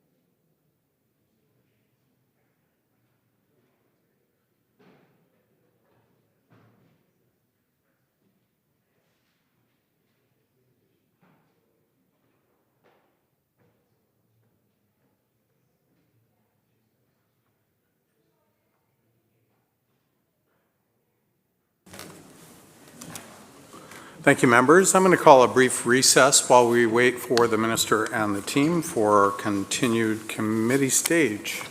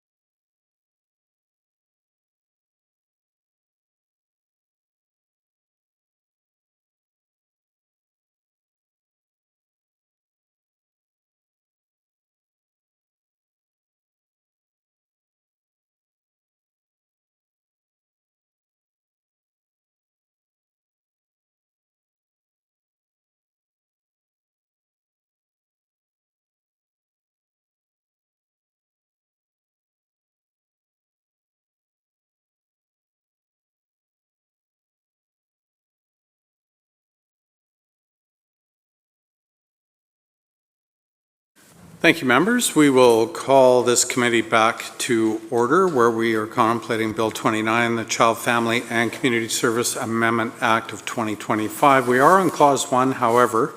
This afternoon, we will start by discussing an amendment that was brought forth by the member from Prince George Valemont, and that is Clause 1 by adding the underlined text, guardian has the same meaning as in the Family Law Act. Recognizing the minister. Thank you, Chair, and I want to thank the member for the amendment, and I think I understand the spirit in which it was brought forward. I do not support the amendment for a number of reasons. The CFCSA definition of guardianship already includes guardian within the meaning of the Family Law Act, and further includes all of the rights, duties, and responsibilities of a parent. So a guardian is a person with guardianship. The Family Law Act generally applies to relationships between private parties, while the CFCSA applies to relationships between government and private parties, with its focus being the protection of children. The CFCSA establishes how a director or another person may receive guardianship in child protection matters. The Family Law Act only establishes who is a guardian and what guardianship entails within a family's private sphere. So the CFCSA uses a broad definition of guardianship so that the law can work as intended. If we change that definition, it would consequentially affect many other parts of the Act, which would ultimately impact how children's needs are met. So for example, this definition amendment would likely alter sections of the CFCSA that address when a director is made guardian of a child through a continuing custody order. And for those reasons, I do not support the amendment. Thank you, Minister. Recognizing the member from Prince George Valemont. Okay, I appreciate the explanation, Minister. Members, we have a question before us then. Is the amendment Clause 1 by adding the underlined text as shown? Guardian has the same meaning as the Family Law Act. Those in favor say aye. Aye. Opposed? Nay. The motion does not pass. Shall Clause 1 pass? Aye. So ordered. Shall Clause 2 pass? Aye. So ordered. Shall Clause 3 pass? Aye. Prince George Valemont. Thank you, Chair. The first section of Clause 3, 19.1, I would like to start with, I'd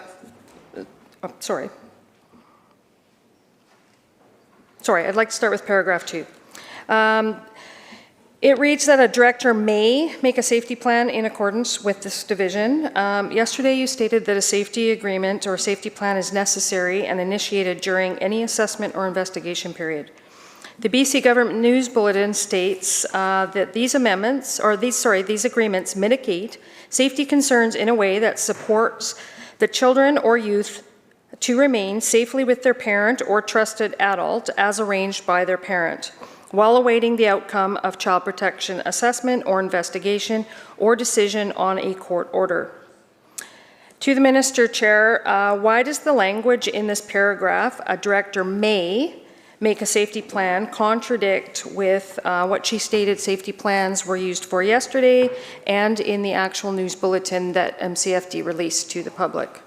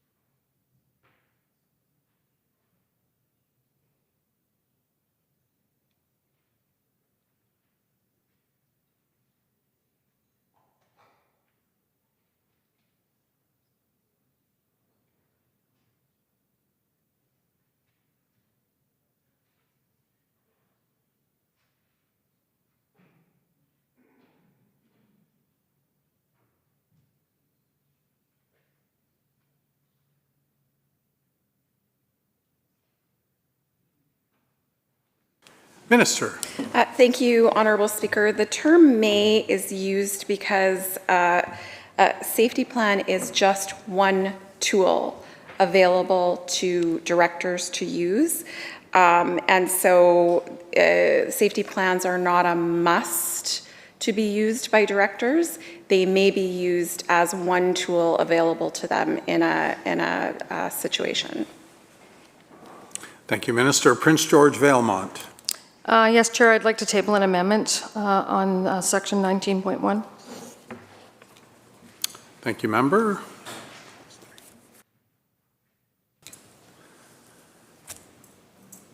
We'll get staff to pick up the amendment for Clause 3, and we will take a brief recess while we circulate that amendment to all members.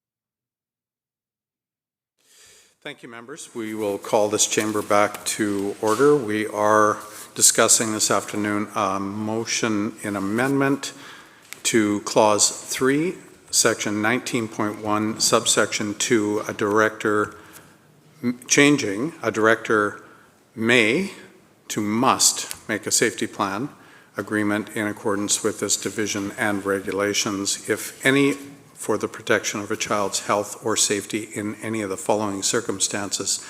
I would ask that the member from Prince George Valemont explains her motion to the House. Chair, is that what we said? It's my feeling, Chair, to the Minister, that as I stated, the bulletin actually explains what the safety plans are for, as did the Minister multiple times yesterday, saying that safety plans were put in place when there was an order put forward, when there was an investigation and an assessment, and awaiting for decisions from the court. So I believe that the amendment does validate the word must, and I believe that the language in the bulletin actually is misleading for parents without the change. Thank you, Chair. Thank you, Prince George Valemont. The motion is in order, and I would call on the Minister for her comments. Thank you, Chair, and thank the member for the amendment. I do not support the amendment for a few reasons.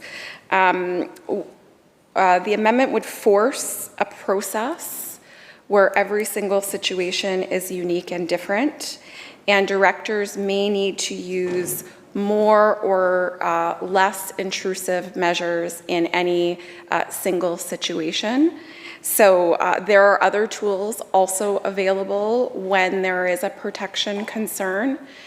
Using the term must would also take away the voluntary nature of safety plans, and so for those reasons I do not support the amendment. Thank you, Minister. Recognizing Chilliwack North. Thank you. So the word may is very subjective and could be interpreted by different people in different ways. And I know from experience that a lot of things are not necessarily documented. And so I think in this situation, it would force a path of documentation that would enable workers to be able to follow the path that they're on. Thank you. Thank you very much, members. The question is a motion amendment to Clause 3, Section 19.1, subsection 2, a director may, being changed to must, make a safety plan agreement in accordance with this division and the regulations, if any, for the protection of a child's health or safety in any of the following circumstances. You've heard the question, members. Shall the amendment pass? Nay. Division has been called.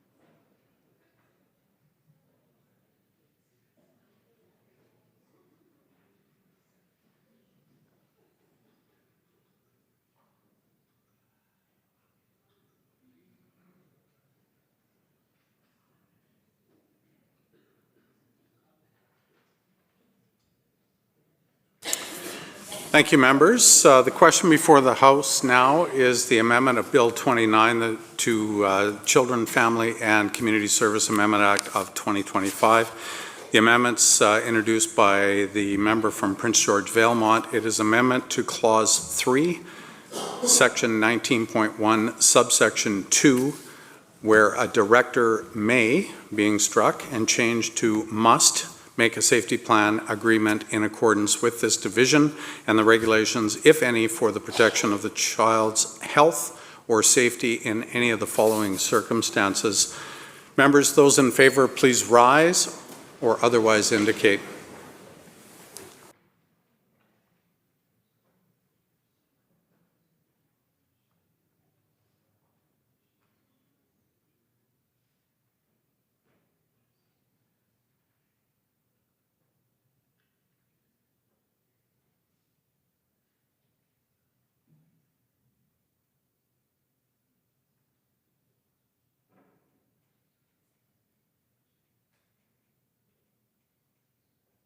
Thank you, members.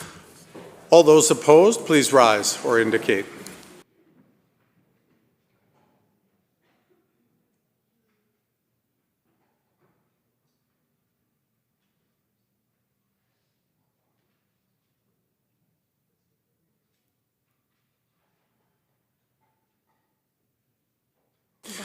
Thank you, members. I'll now call on the clerk to contact those on the line.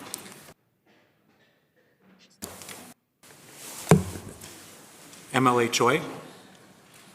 I vote nay. MLA Deer. I vote nay. Minister Lohr. I vote nay. MLA Phillip. I vote nay.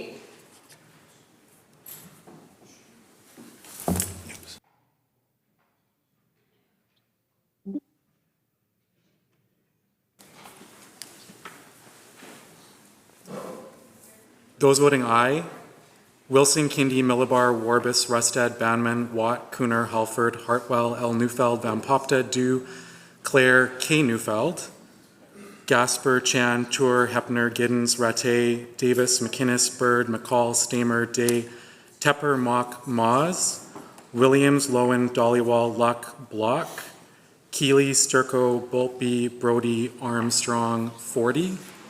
Those voting nay: Lohr, G. Anderson, Blatherwick, Rutledge, Chant, Toporowski, B. Anderson, Neil Osborne, Brar, Krieger, Davidson, Parmar, Sunner, Bear, Chandra Herbert, Wickens, Kang, Sondu, Bagg, Higginson, Phillip, La Jeunesse, Choi, Rochford, Elmore, Morissette, Popham, Dix, Sharma, Farnworth, E.B. Bailey, Callon, Green, Whiteside, Boyle, Ma, Young, Malcolmson, Gibson, Glumac, Aurora, Shaw, Chow, Deer, Valeriot, Botterill, 48. Thank you, members. The motion or the amendment fails. Shall Clause 3 pass? Aye. Prince George Valemont.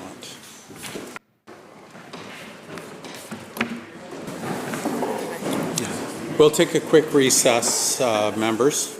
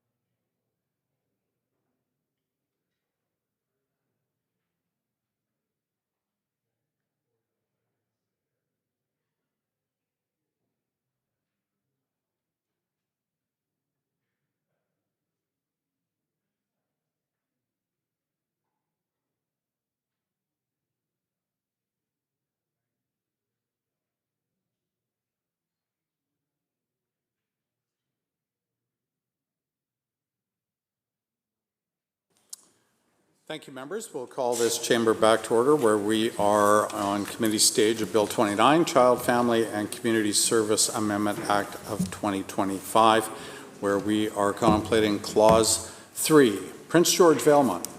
Mr. Chair, I'd like to draw the attention of the Minister to Section 19.2, subsection B, where it states, in the Director's opinion.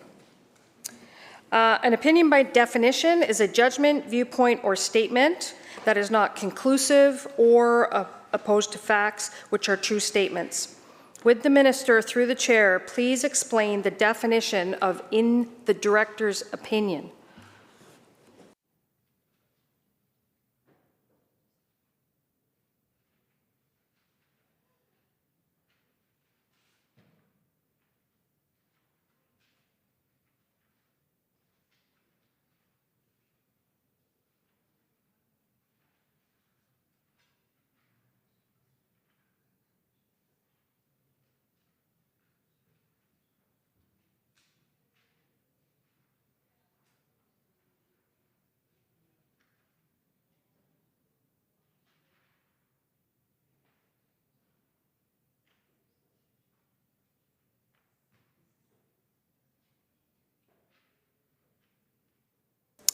Minister.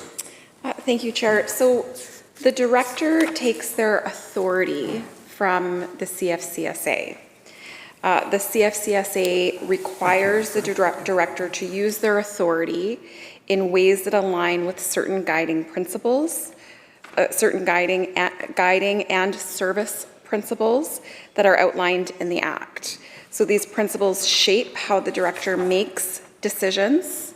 The principles instruct the Director to prioritize the safety of the child, but also to prioritize keeping families together and preserving cultural and family relationships. They also tell the Director to make and implement decisions about children in a timely way.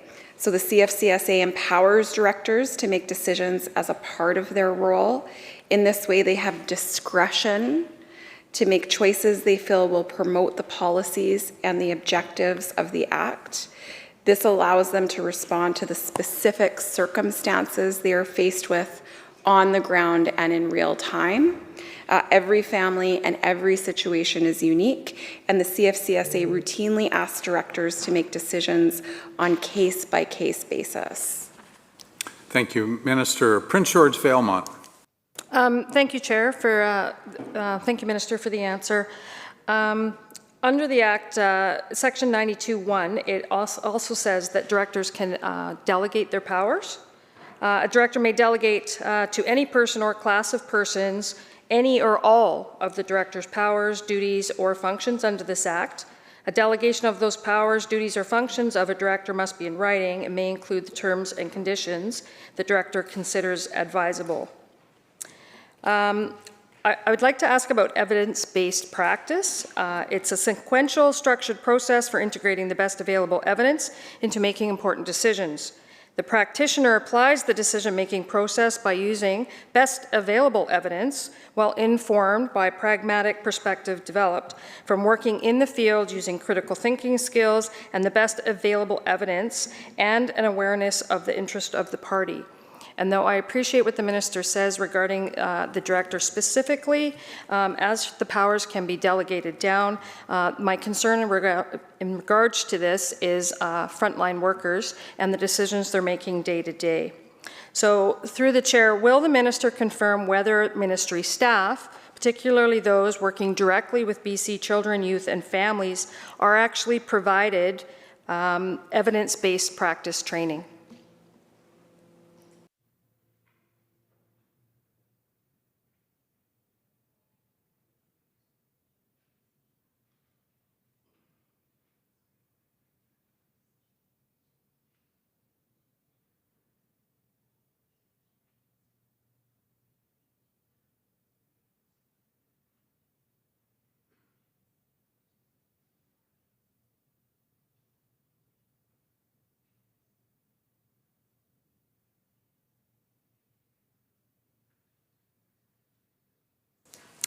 Minister. Thank you. The short answer is yes. There are a number of trainings that child protection workers take, both within the first 6 months of probation and in an ongoing way. An example would be training around structured decision-making and using that tool in individual circumstances. Thank you, Minister. Prince George Vailmont. Thank you, Chair. So I still, I'll stick with my line of questioning here. I find that phrase in the director's opinion, it can present several challenges. Subjectivity, it still signals that the statement is based on personal judgment rather than objective fact, which can weaken the authority of formal documents. It's ambiguous. If there are multiple directors, it's unclear whether this refers to one director or a board collectively. And it can create interpretive issues. There's also a legal risk with this statement. It contracts governance documents. Wordings like this can affect obligations, meaning does the director's opinion trigger a right or a duty? Is the opinion discretionary or is it reasonable? And courts often scrutinize such language because it can shift liability. There's also perceived bias within this statement. It may imply decisions are based on personal views rather than established criteria, which can raise governance concerns. So considering these challenges, Chair, through you to the Minister, does the Minister still consider, in the Director's opinion, appropriate language inside the bill?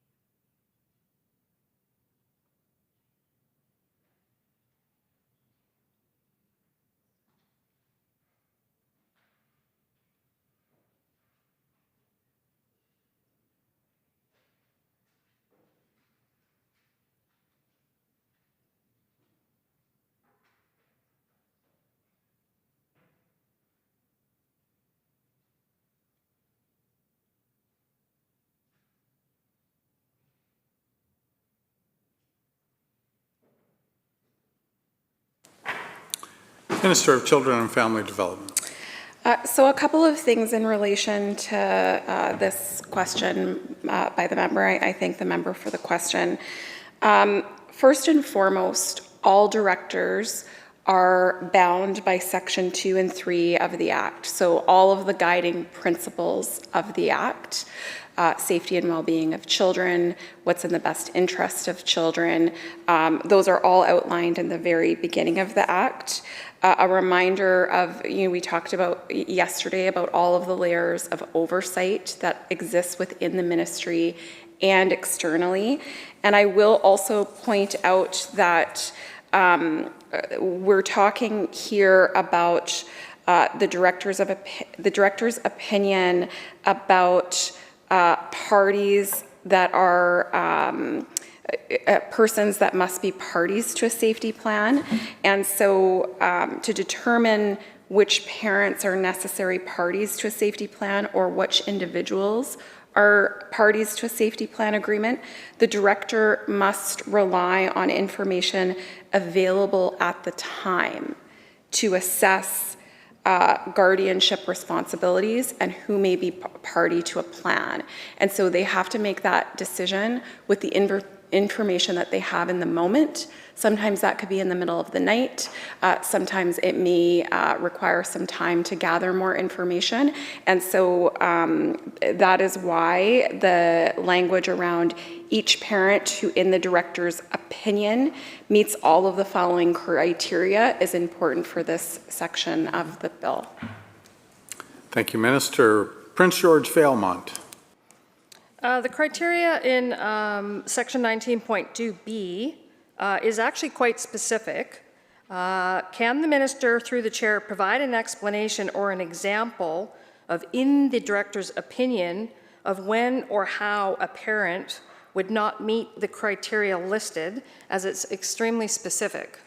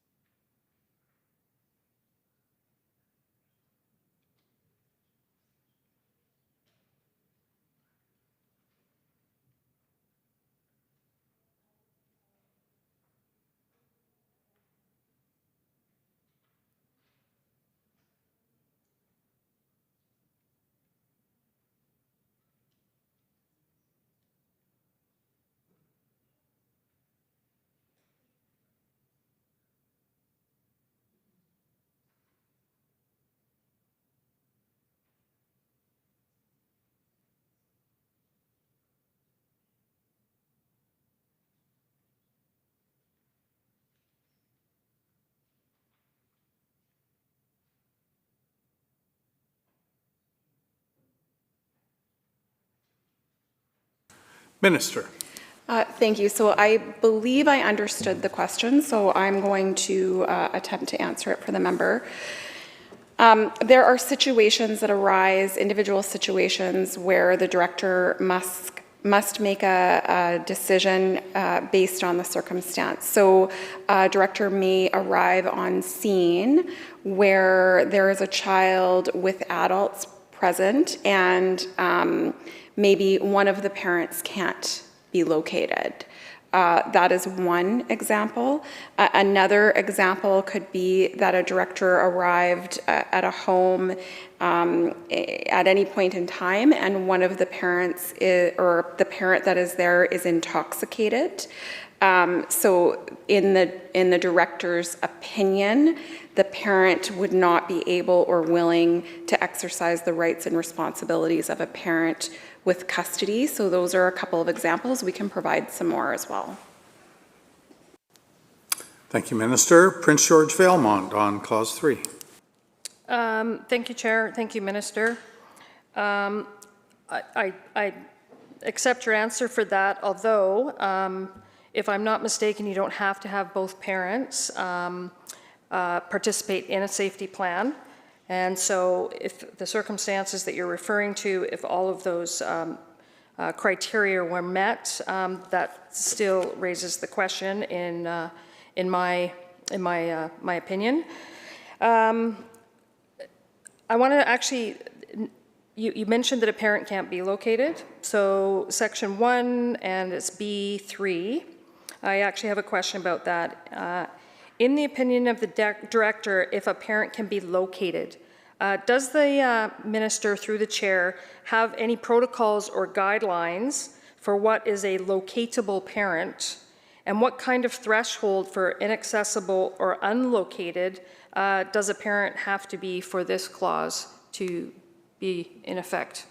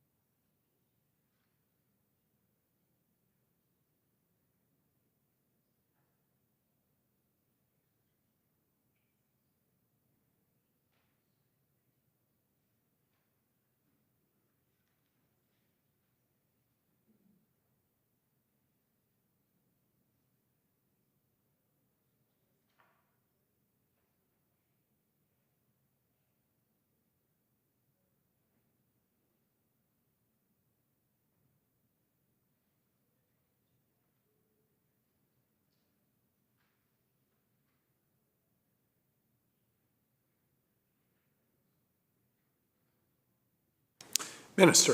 Thank you, Chair.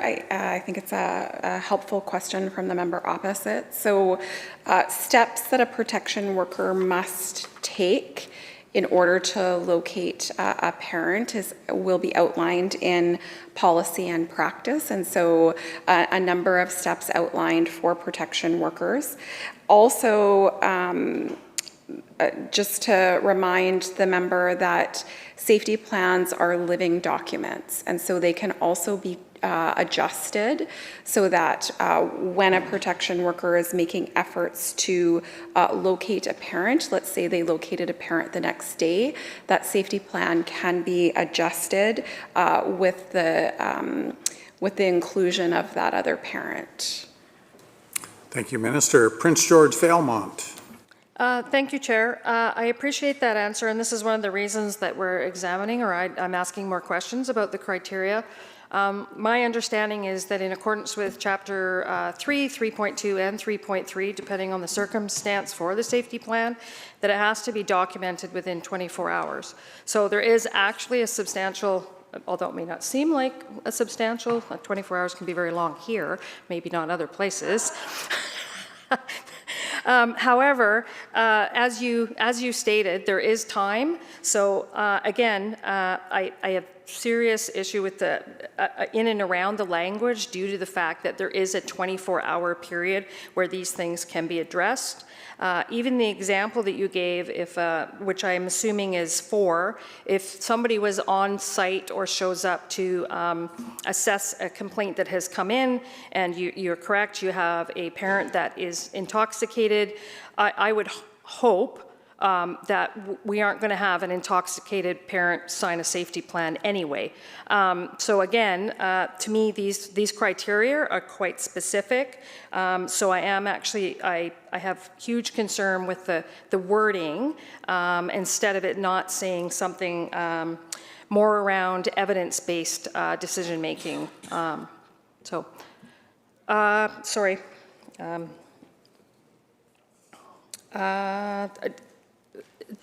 Do you know off the top of your head, sorry, Minister, through the chair, and I cannot find it in Chapter 3, I actually looked for it. However, there are regulations that I can't locate because they're on the intranet. Can you tell me what the time frame is actually to find a parent? Is it 6 hours? Is it 8 hours? Is it the 24 hours that you actually have to document that safety plan?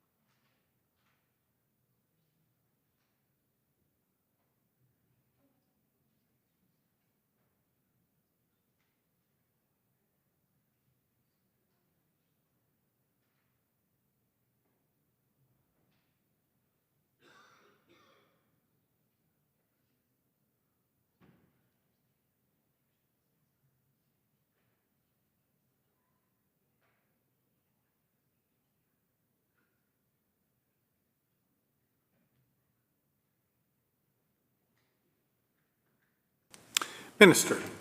Thank you, Honourable Chair. So there is no set time frame to need to locate a parent. That is a part of an ongoing process that a child protection worker would take to try to uncover the whole picture of a child's situation. The 24 hours is the amount of time required to obtain written confirmation. So if an agreement is made, like I said, in the middle of the night or in extenuating circumstances, there's written confirmation that is needed within the 24 hours, but the location of a parent would be an ongoing piece of work that a direct service staff would have to do in their holistic approach to working with a child and a family to understand the entire picture of everything that's going on. Thank you, Minister. Recognizing the member from Chilliwack North. Thank you, Chair. So obviously, opinions have to be justified. A paper trail, obviously, is a good way to justify these opinions. So if we have a situation where, in the director's opinion, a parent is given custody of their child, but they've broken a safety plan twice, how do we ascertain, how does that director then provide the information that is pertinent to this situation, any situation where it's a fast-moving situation, obviously, but how is that opinion justified for all intents and purposes?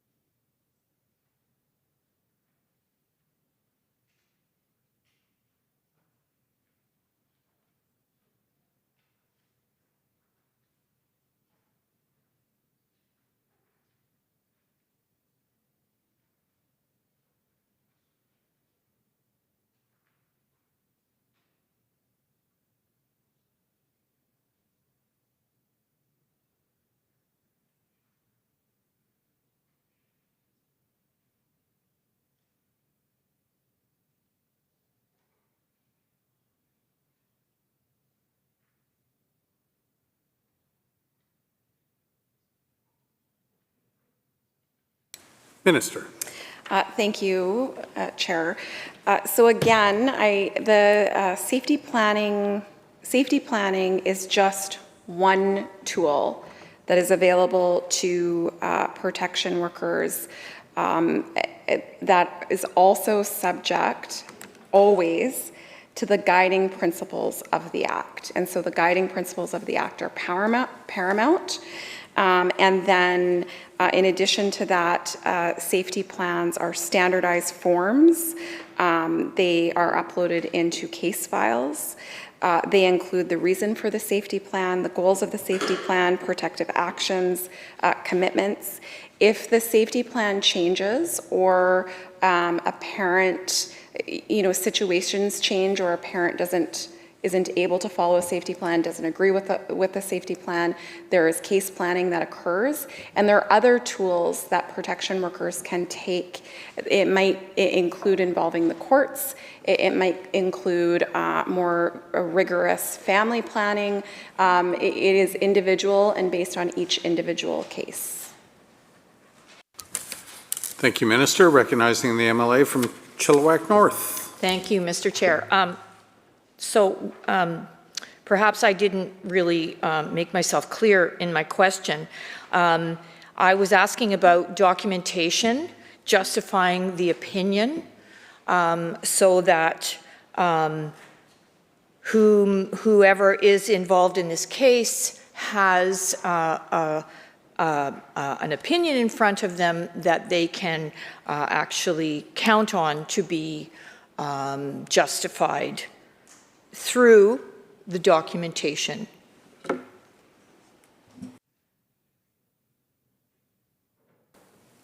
Minister. Thank you. We put all documentation into our integrated case management system. Thank you, Minister. Recognizing the leader of the third party.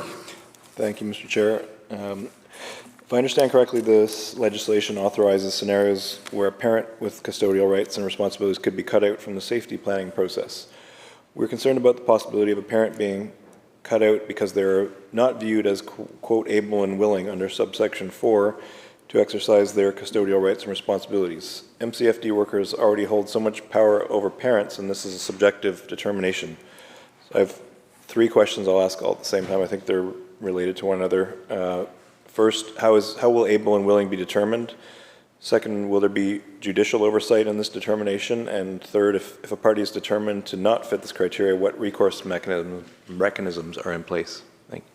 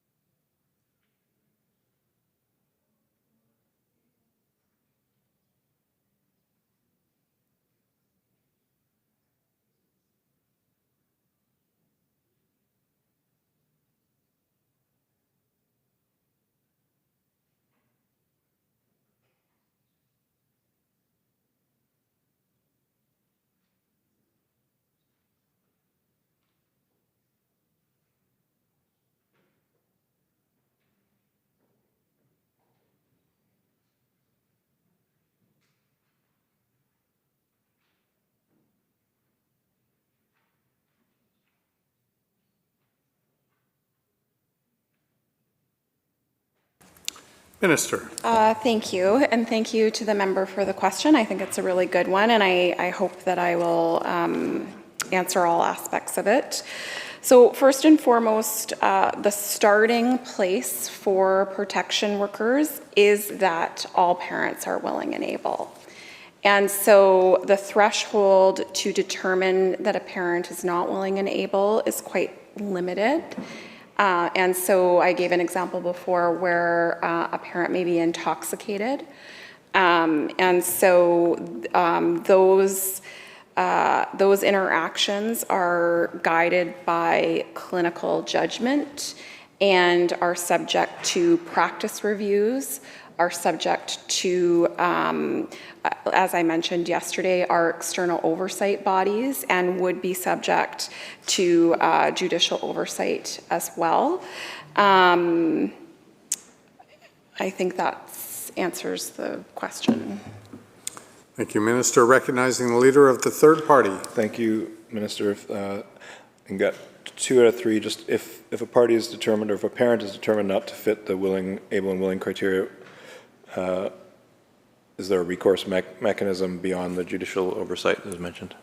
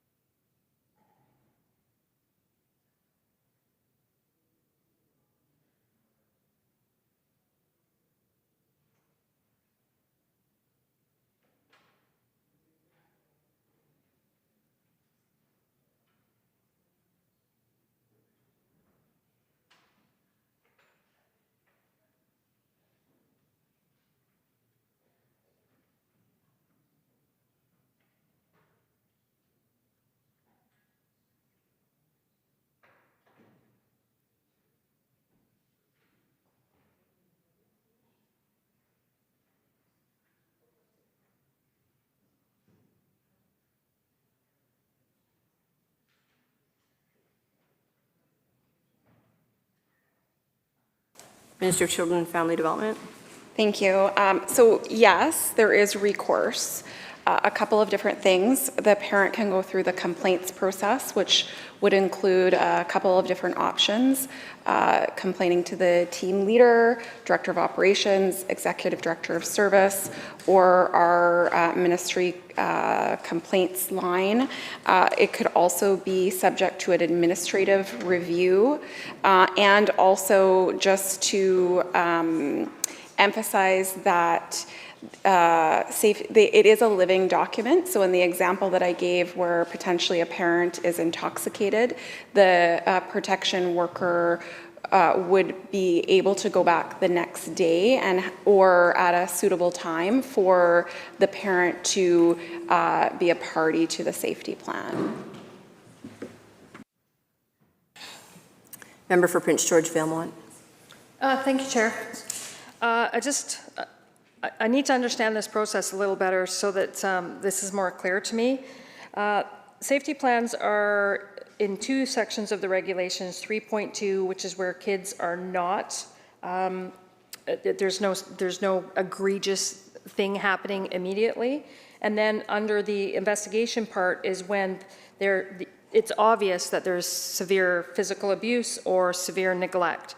So if we go back to 3.2 where somebody reports, I'm trying to figure out what the timeline is when somebody responds to a complaint or a report that doesn't have severe physical abuse or severe neglect. Based on what you've said here, you instigate, or a worker within your ministry actually initiates a safety plan immediately as soon as they, okay, you're not, so that's what I'm trying to get clarification on. How that process works and what that timeline is, because in the example that you give, if a parent is intoxicated, I mean, I would assume that at some point within the next 24 hours, the ministry would return to the house and there would be an assessment made. The children would be also questioned. Sorry, that's like, my brain's not, couldn't find the right word. Sorry, I apologize. So I'm trying to figure out what this timeline looks like, because, I mean, like I said, if you show up at a house and you say, okay, there's nothing major going on here right now, obviously that safety plan is not initiated immediately. So how, in that circumstance, could this criteria not be made when somebody is coming back? And it doesn't have to involve both parents either. So I'm trying to understand this process better so that I can follow what it is that you're trying to achieve with this particular piece of the legislation to the minister, through the chair.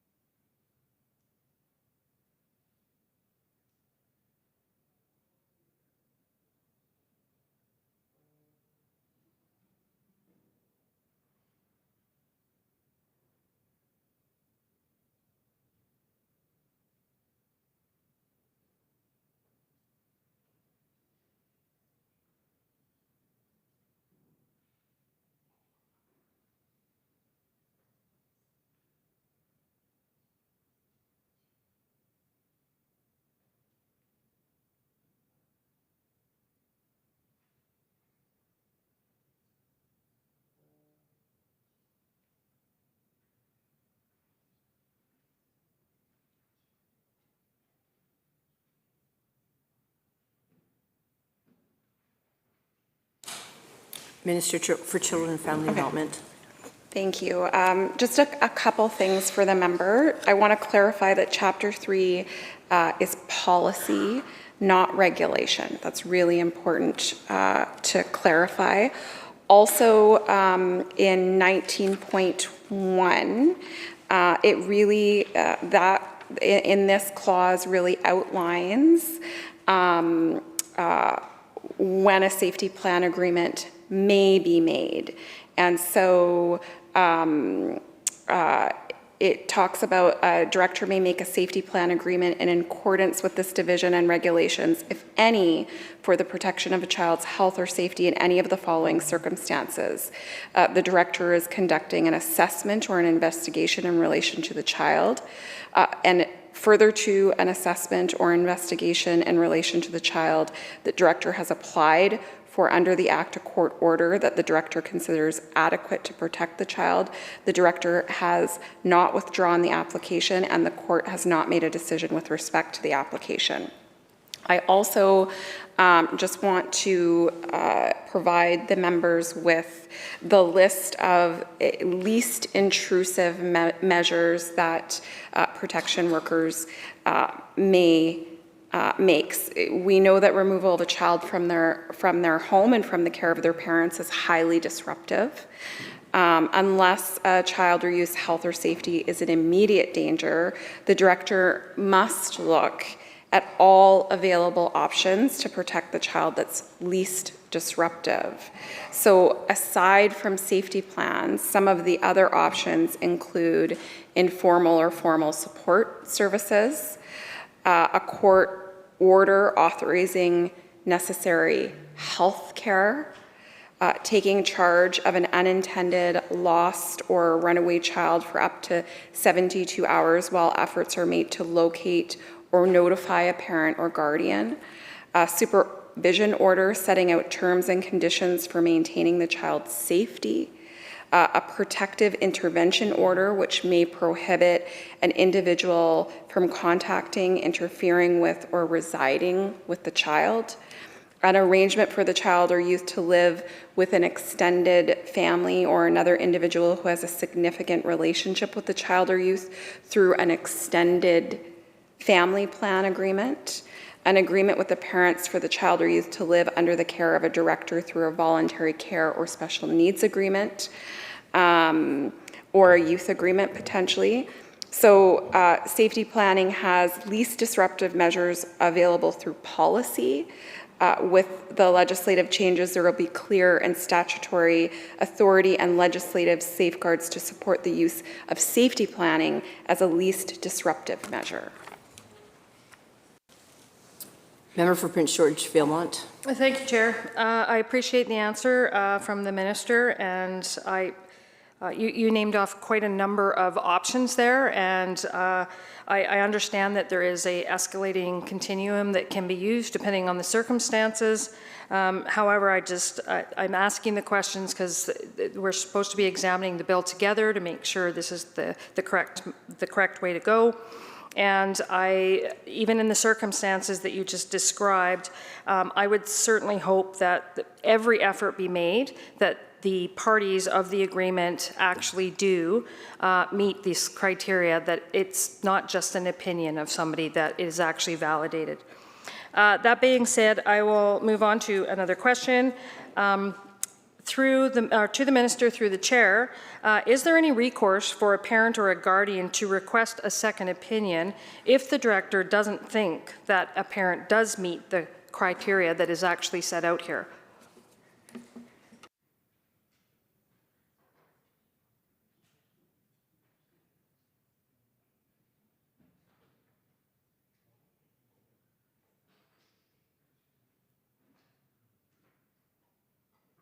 Minister? I have answered this question a number of times with respect to the options that parents have to disagree with an opinion through a comprehensive complaints process, and parents also have the ability to obtain independent legal opinion. Member for Prince George Valemount. I just wanted a clarifying question on what you just stated. So if a parent does want to initiate a complaint process or something similar to that, does that put the safety plan on hold, or does it continue forward? Minister, through the chair.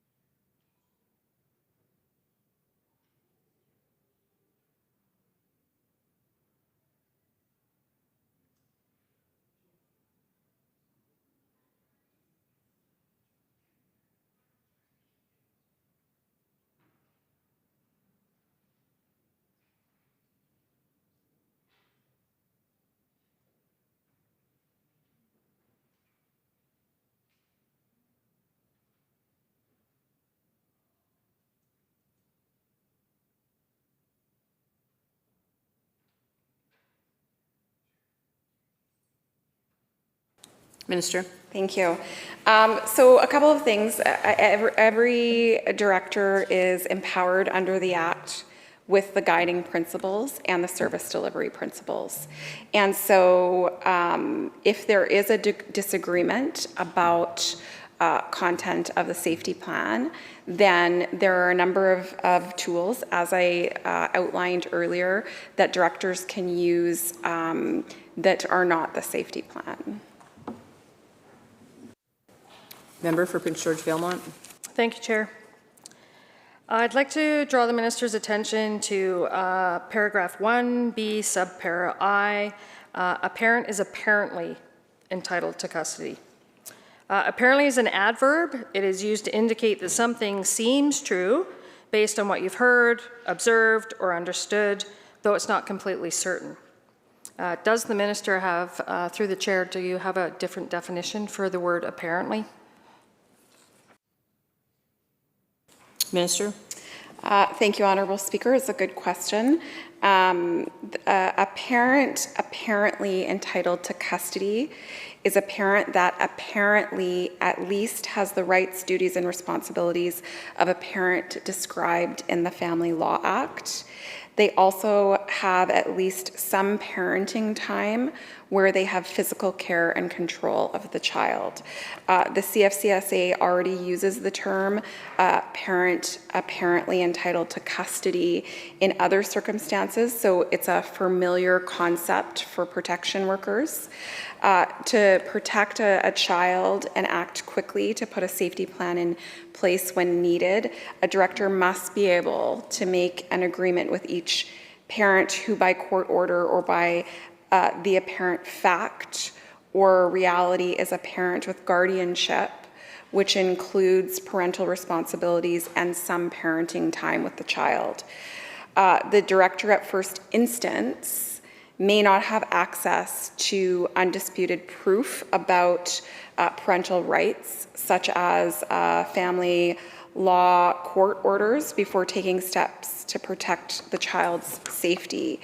Where a director considers it is apparent that a parent is a guardian of the child with parental responsibilities and at least some of the parenting time, the parent will presumably be entitled to custody and they will be a necessary party to any safety plan respecting the child. Member for Prince George Valemount. Thank you, Chair. That's actually concerning to me, the information you just provided.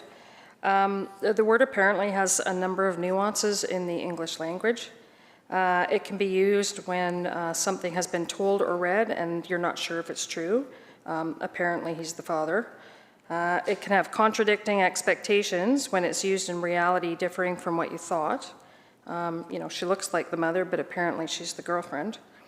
It could be a seemingly truth, used when something appears to be true, though it may not be. Apparently it's a happy marriage. With all due respect to the minister, and I mean that quite literally, whether a parent is or not entitled to the custody of a child, it shouldn't be uncertain or seem to be true. It should be apparent and documented. To the minister, through the chair, do you still consider the language apparently appropriate?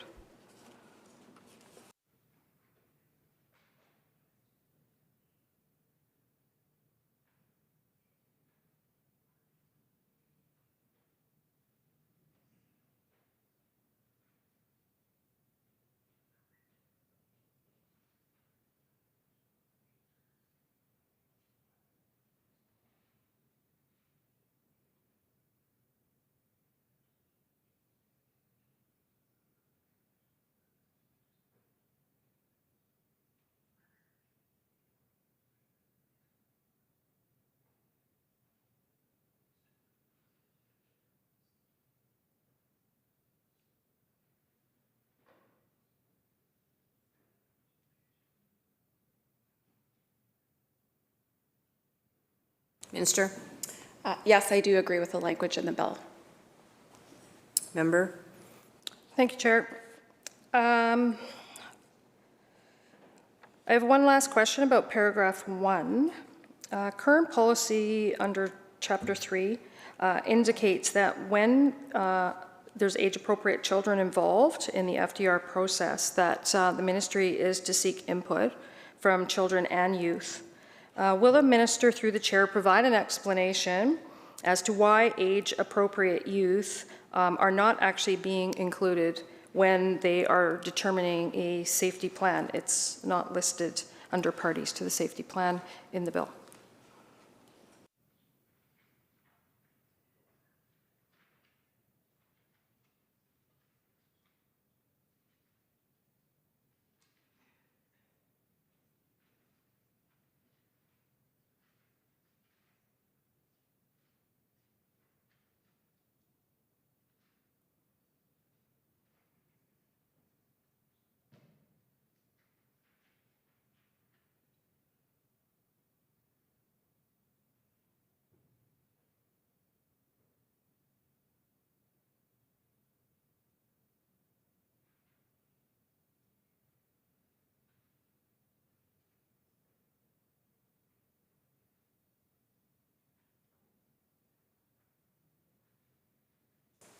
Minister? Thank you, Honourable Speaker. So first and foremost, again, I go back to the guiding principles of the Act. So in the guiding principles of the Act, it states that the child's views should be taken into account when decisions relating to a child are made. And also, these situations are incredibly complex and involve a lot of competing information and a lot of situations where judgment needs to be made about what is in the best interest of the child as well. And so always the Act establishes that the safety and well-being of a child are paramount considerations for a director. And so the interplay of these principles factor into how a child's views may be incorporated into a safety plan. Member for Prince George Valemount. Thank you, Minister. So paragraph 2 is talking about children that don't have parents.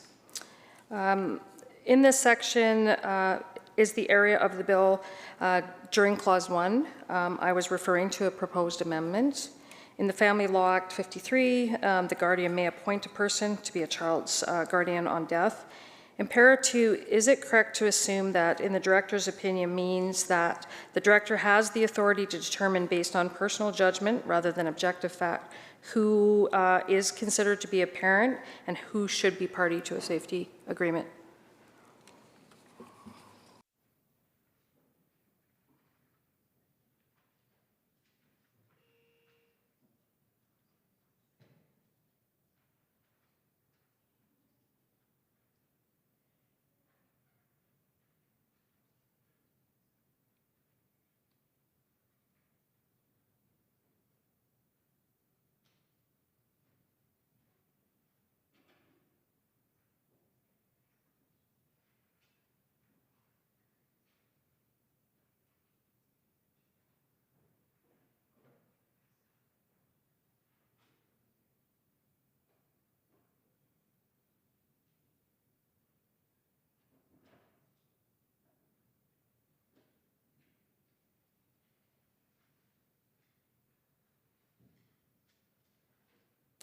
Minister? Thank you, Chair. If the question is about the word opinion, I have answered that question. However, if it's about who is a necessary party to a safety plan, when we determine which parents must be a party to a safety plan agreement, the director needs to use information available at the time to assess the potential impact on the parent's responsibilities, as outlined in Section 41 of the Family Law Act. If a family law order or agreement specifying parents' arrangements is readily available, the director may be able to make a clear assessment that proposed safety plan agreement terms and conditions for one parent would not impact other parents' parental responsibilities and would not require their involvement to proceed with a safety plan agreement. If such an order or agreement is not available to the director, it may be less clear. Same is the case for circumstances where the parents have informal parenting arrangements. In this case, Section 40 of the Family Law Act likely applies, which authorizes each child's guardian to exercise all parental responsibilities with respect to the child. If the director has uncertainty with respect to the impact on Family Law Act parental responsibilities, they may err on the side of caution to seek to include all parents who meet necessary party criteria set out in the legislation. If new information becomes available respecting who should or could have been a party to the agreement, the legislation authorizes the director to withdraw from the safety plan agreement on that basis. The director could then look to enter into a new safety plan agreement with the appropriate necessary parties moving forward. Member for Prince George Valemont. Thank you, Chair. I just want to, and we may cover it, and just excuse me if you want to. So if it's a child that is, let's say mid-teens, and they have no parents, it's more of a curiosity question, really. If there's a safety plan that is required because they're living with a friend, or they're living, they're not living with somebody that's designated as a parent, is that possible? Like, are you allowed to have safety plans with young adults that don't actually have any living biological relatives? To the Minister, through the Chair.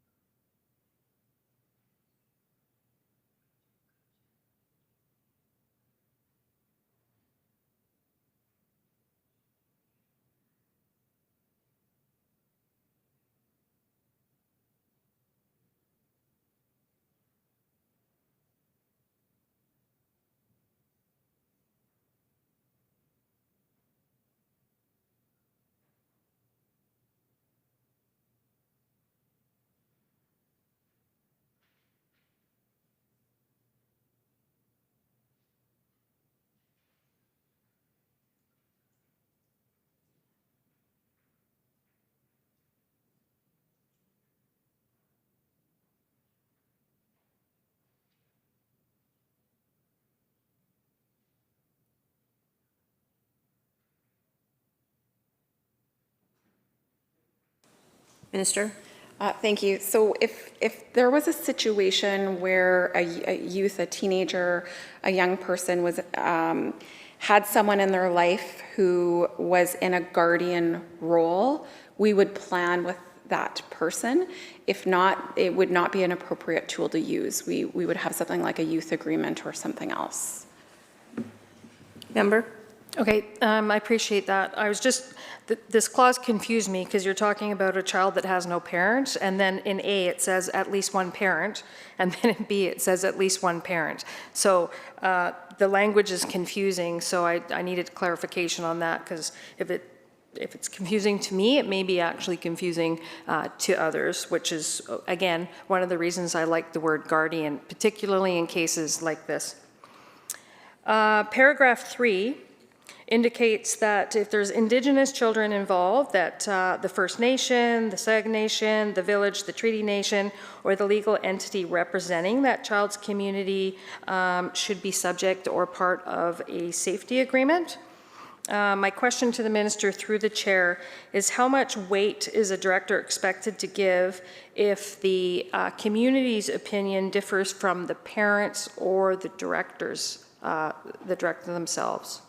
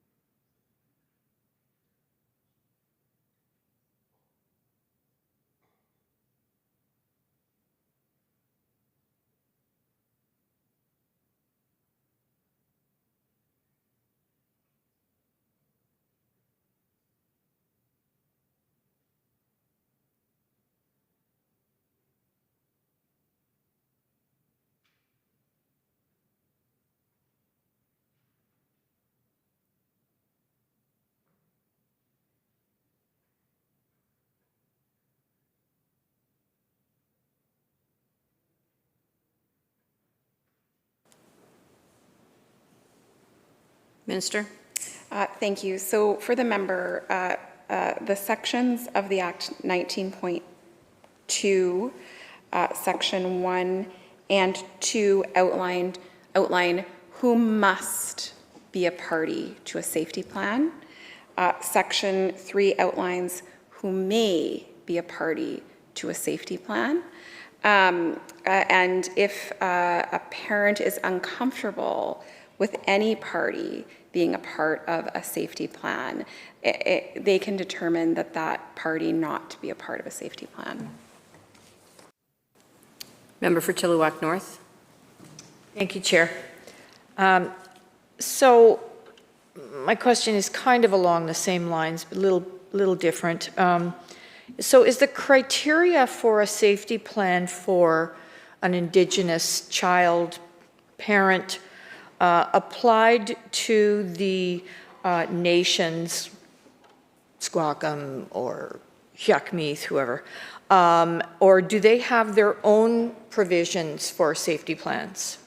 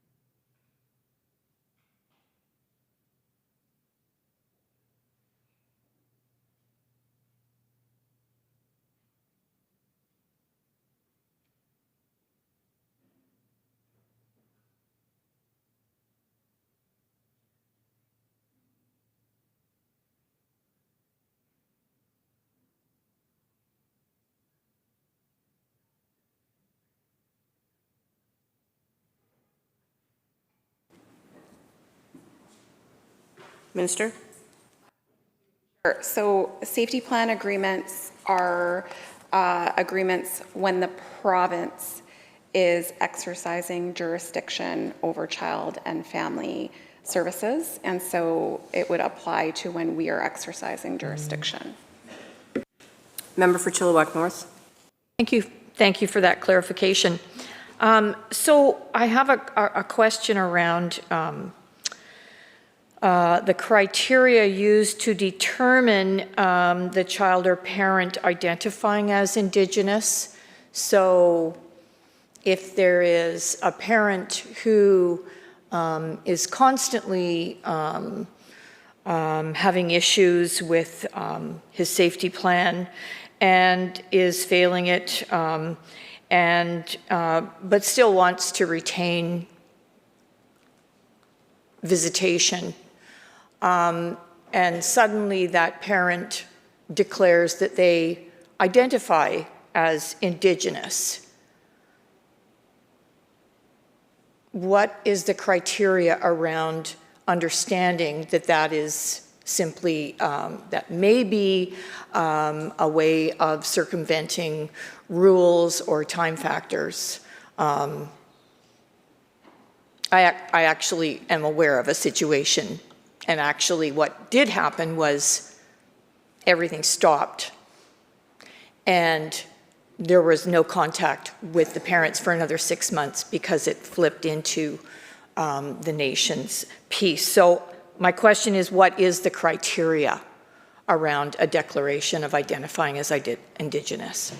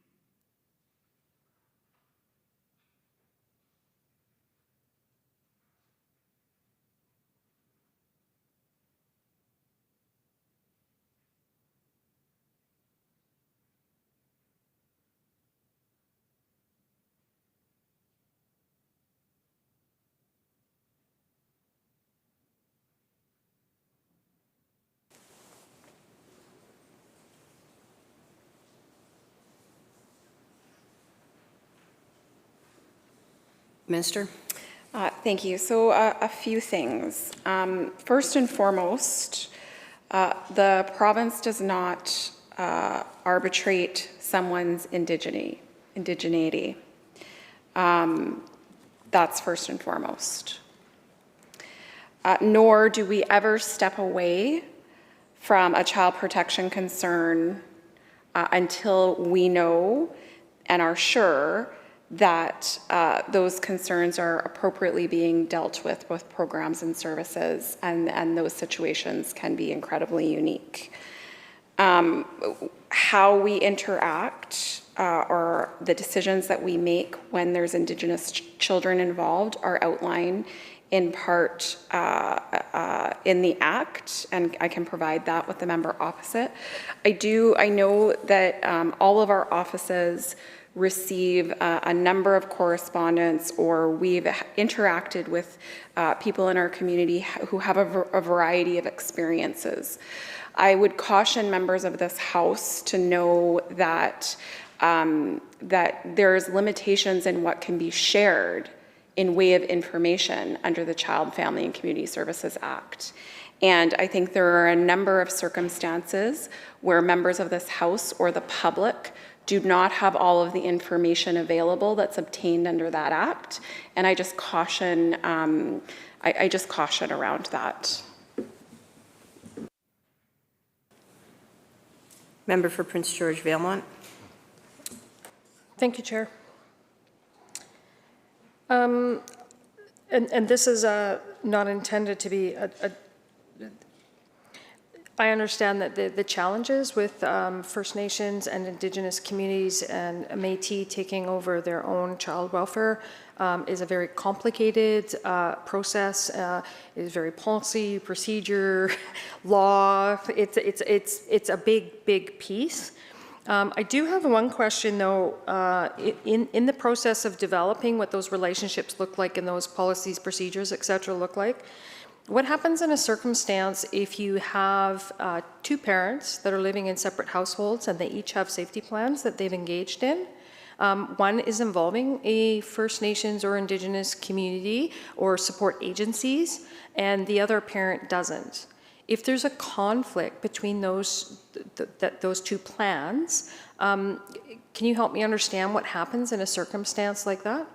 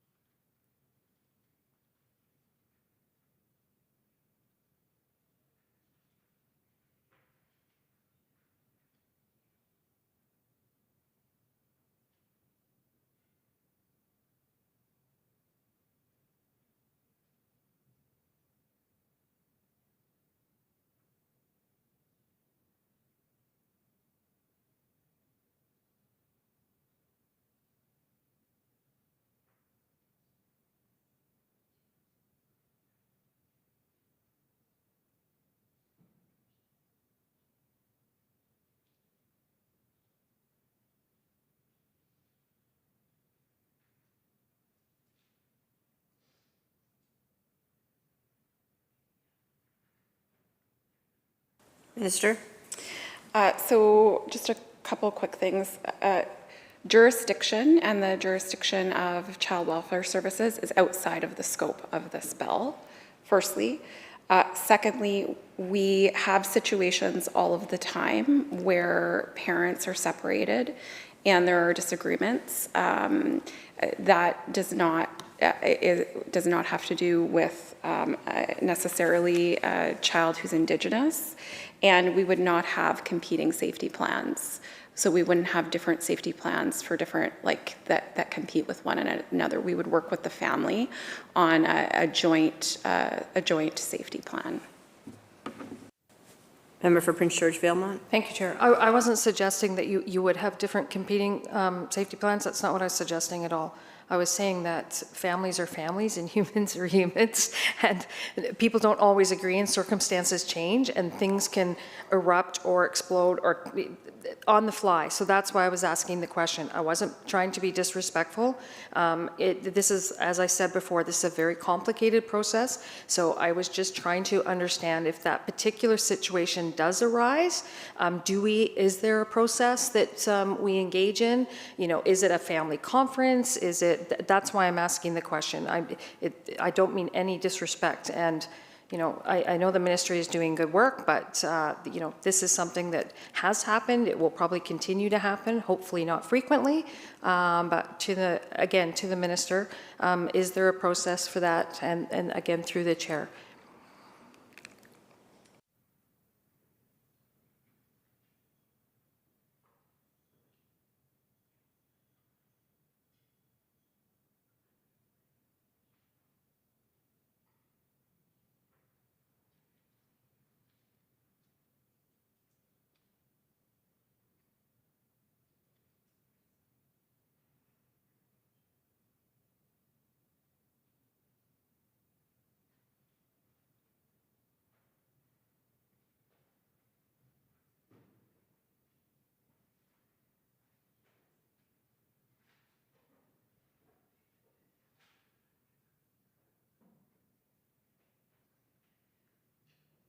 Minister? Thank you, Honorable Chair. There are a number of processes that the ministry undertakes frequently to manage conflict with families. Those processes are included in ongoing training for child protection workers. Some of those things could include a collaborative planning process, mediation, dispute resolution, and intertwined is a really trauma-informed practice. We know when there's conflict between parents that impacts children, and so at every opportunity, protection workers work with families to mitigate that conflict in any way they can. And I'm just going to ask if we can take just a brief bathroom recess. Sure, we'll take a recess for 10 minutes.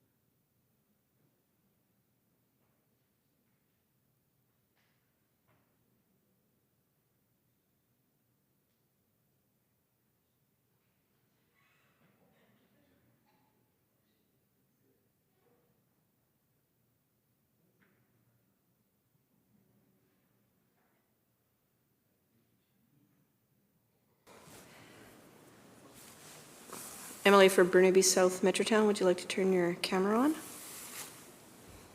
There we go. Okay, perfect. All right, call chambers back to order. And recognizing the member from Prince George Valemont. Thank you, Chair. I just have one last question about para 3. It's just basically a confirmation question.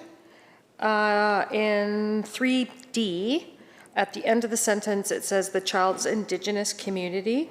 I just wanted to confirm if this includes Inuit and Métis people for Minister through the Chair. Minister? Yes. Member for Prince George Valemont. Thank you for clarifying that. I'd like to draw your attention to para 4A2.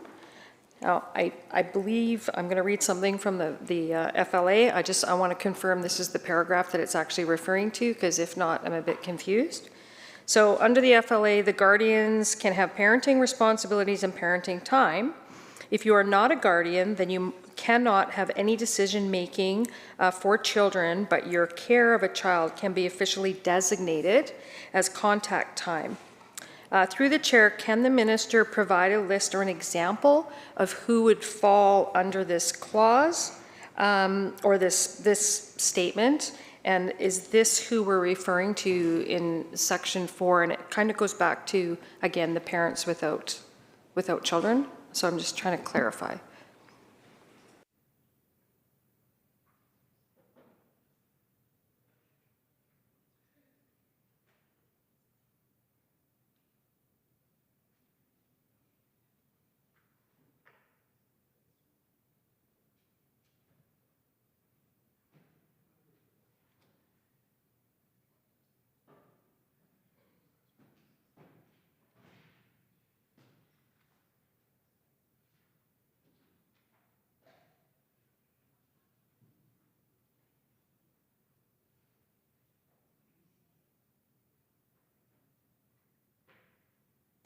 Minister?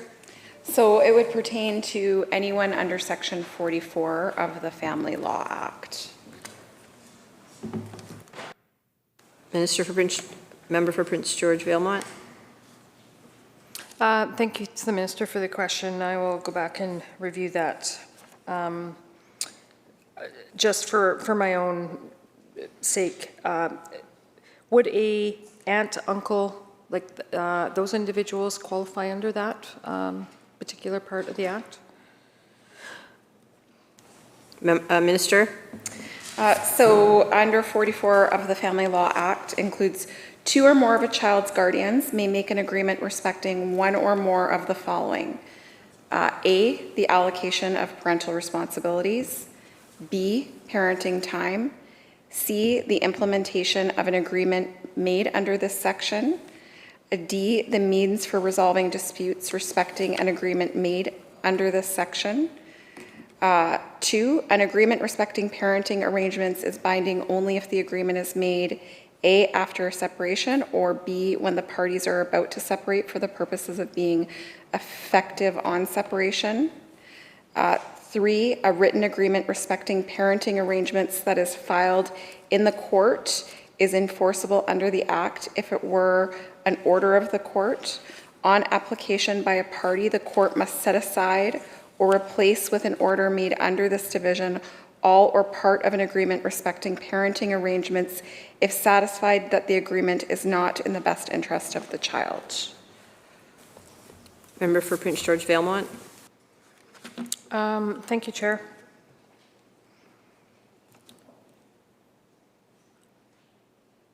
Can you, and I apologize, I thank you for reading the list. That's not exactly what I intended with my question. I am hoping that the minister can actually provide an example of an individual in a young person's life that this would actually apply to. Like, would it be an aunt or an uncle? Would it be a child that had a guardian appointed under a will and estate? I'm just trying to really understand this.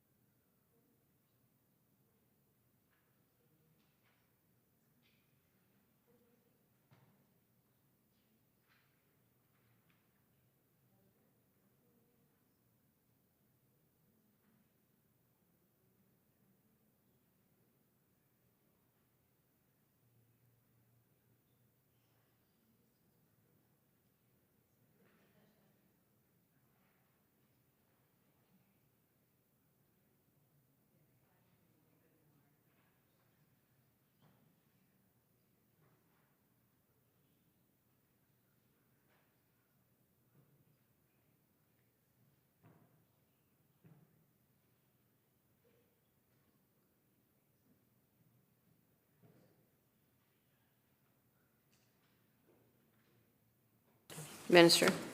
Thank you, Honorable Chair. So, under the Family Law Act, there's a parenting agreement, and if a parent agrees to another party to be the guardian, then yes, under that act.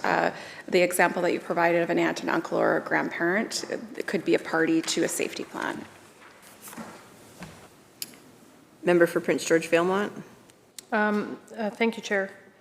And I just wanted to clarify in 4A, it says a person who has a right to contact or access a child through a court order, but then it states that that person may not actually be a parent. So is that specifically family members? Is it family, friends? I've never seen a circumstance like that, so I'm just trying to better understand how these safety plans work, because that individual wouldn't fall under sort of, you know, the criteria that we were speaking about earlier. So a circumstance that would actually be in play. To the Minister through the Chair.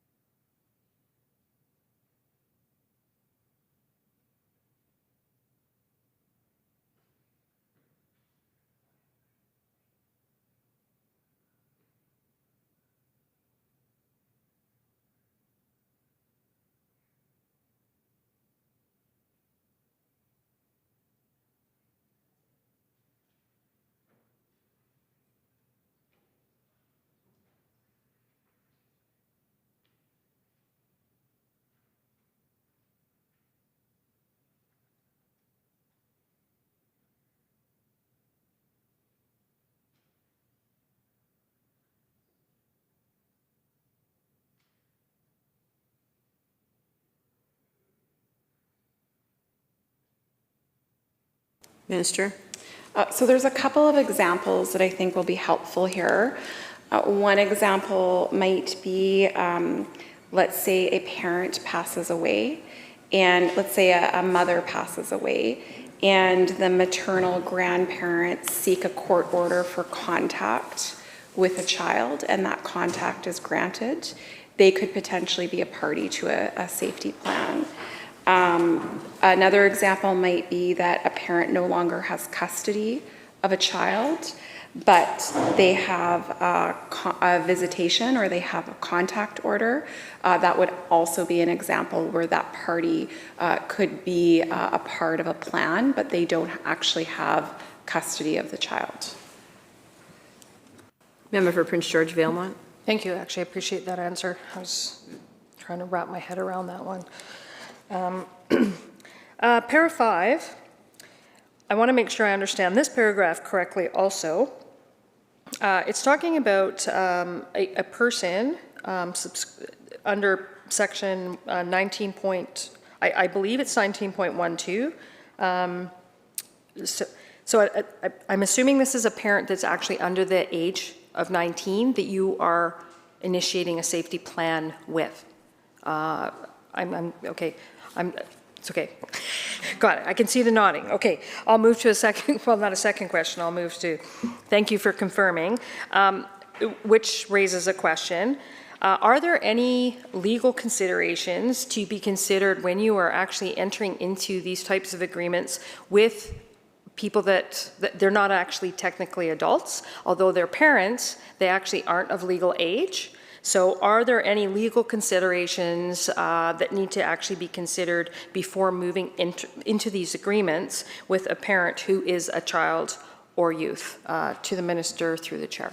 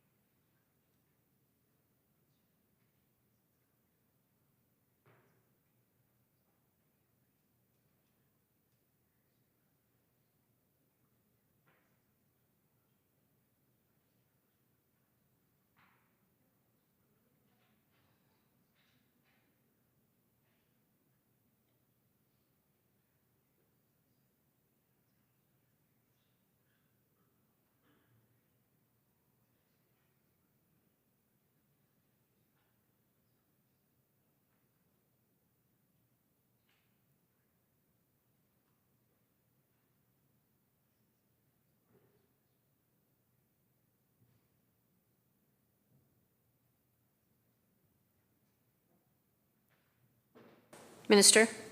Thank you, Honorable Chair. A little bit of a personal question for me because my mom had me when she was 15 years old. So I will say that this is definitely a case-by-case scenario. And that it would be very individual circumstances. Someone under the age of 19 who has a child would have the rights of a child, and they would also have the rights of a parent.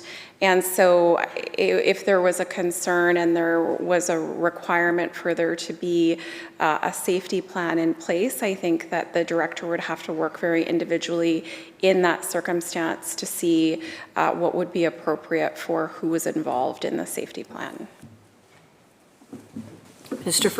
Member for Prince George Valemount. Thank you, Chair. And I appreciate the answer, and I didn't mean to. Okay, that wasn't my intent to trigger anybody. If trigger, you're right. Hopefully, this isn't a circumstance that is dealt with on a regular basis. But if you're talking about somebody that is younger, 14, 15, 16, that ends up in a position where they are a parent, which can be problematic, I'm sure. Are there discretionary funds available through the ministry that that young person, I would hope with somebody in their presence, would absolutely be entitled to or given some sort of legal counsel prior to signing a safety plan? It's one thing to sign a safety plan with two mature adults that have life experience. It's a very, very different situation to be signing a safety plan with somebody that it barely qualifies as a young adult and is actually still acting as a parent also. So I know it's a complex question, but I'd like to ask it to the minister through the chair.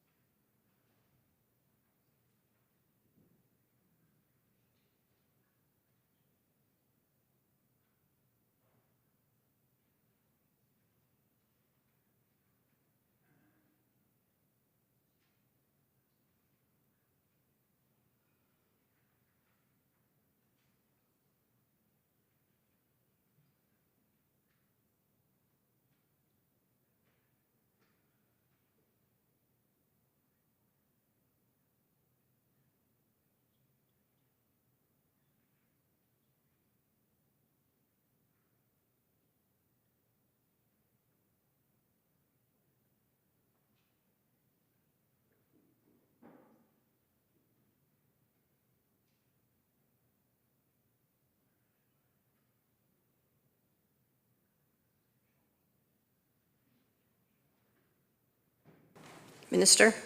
Thank you. Appreciate the questions. So there are a number of tools and support opportunities for protection workers to provide, typically on an individual basis.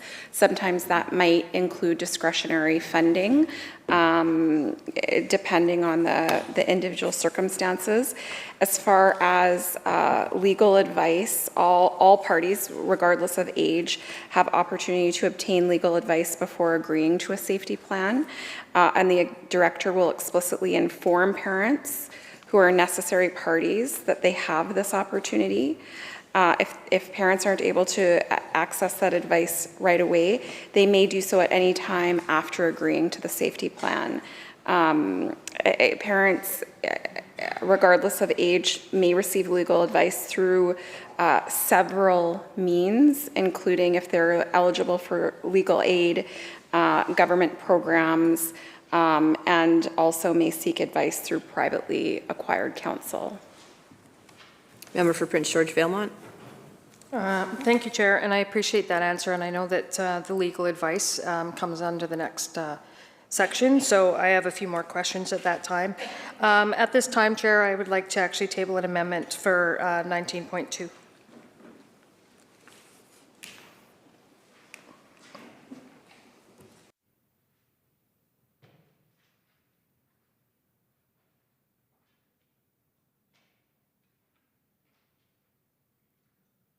Okay, we'll take a short recess. to distribute the amendment?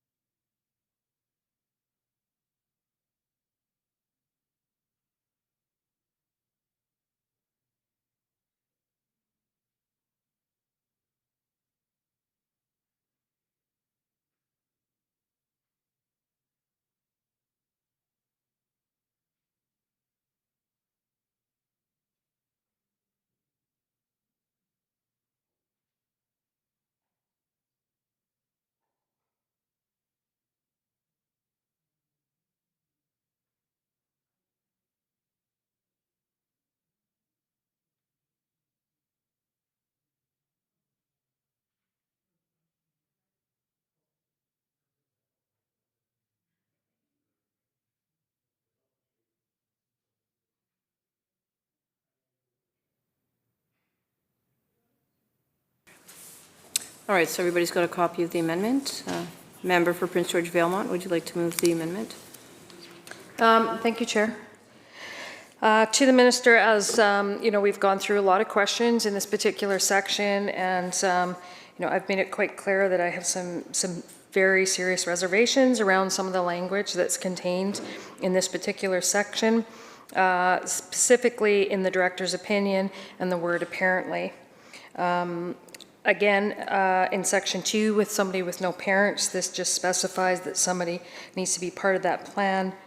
And number 3, we did talk about this, and if you're talking about children that are of an appropriate age, it might be 6, but it would certainly be 17 if they, weren't suffering from any sort of mental health or other types of issues that would not make them be able to participate in a safety plan.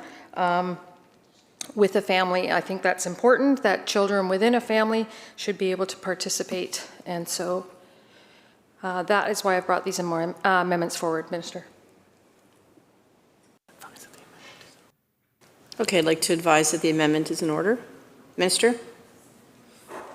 Can I just get some clarity from the member opposite? The amendment has 19.2, section 1, 2, and 3. Is 3 actually 5 in the bill?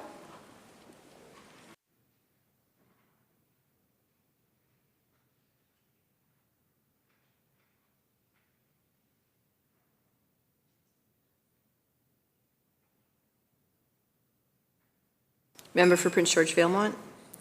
I missed that. No, that's not what I meant. Actually, I meant mature children actually participate in a safety plan. So that is my mistake. I apologize. I didn't catch that.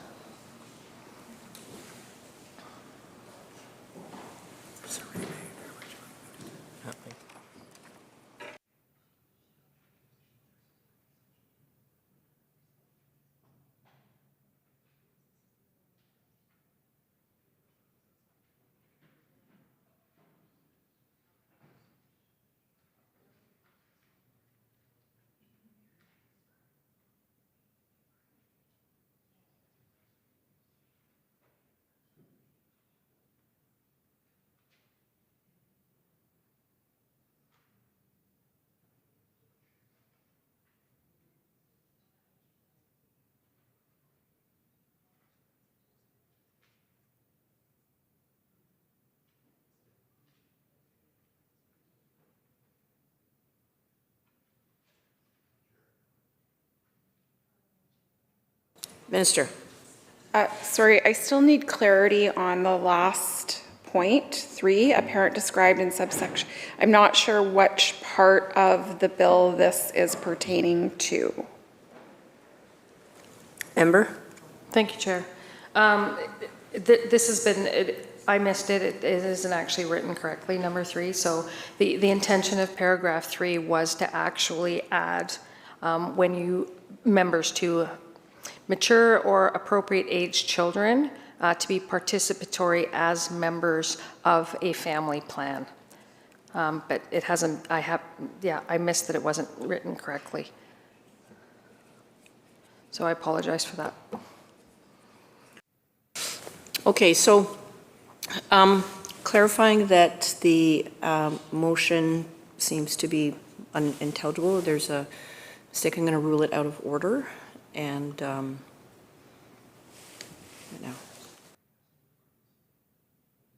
Member? Is there an opportunity to withdraw and resubmit?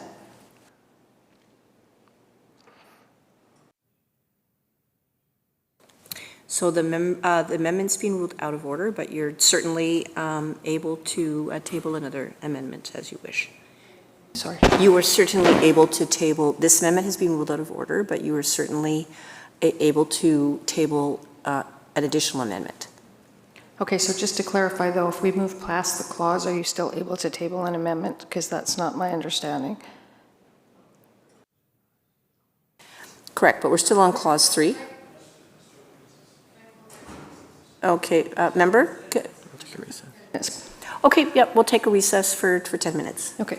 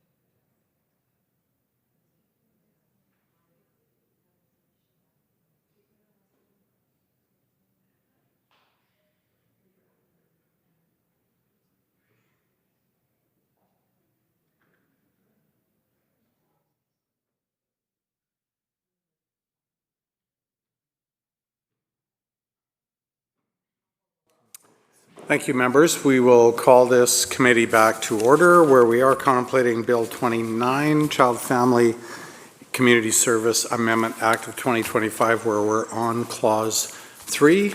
Prince George Vailmont. Thank you, Chair, and I'll apologize to the House. I'd like to table another amendment. Thank you, member. Would you like to speak to it or introduce that before we go to a brief recess? So you saw the previous one. I've just actually added a paragraph under 19.2, which is C, indicating that if a child is of appropriate age, that they can participate as a party in a safety plan. Minister. Just for time purposes, I wonder if I could speak to the amendment now.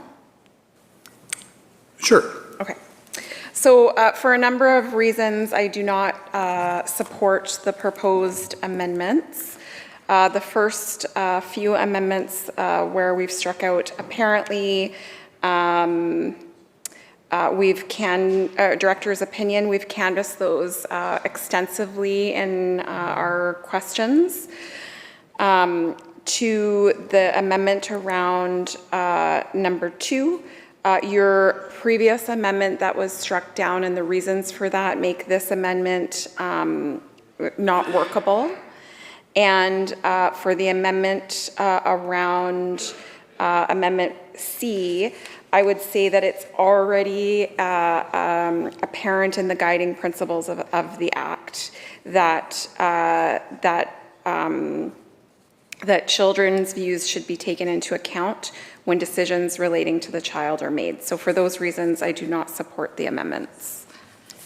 Thank you, Minister. It seems as though the House is in agreement with respect to continuing debate on this amendment.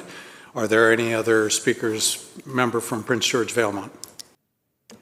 I'd like to withdraw the amendment, Mr. Speaker. Members, is leave granted? Amendment is withdrawn.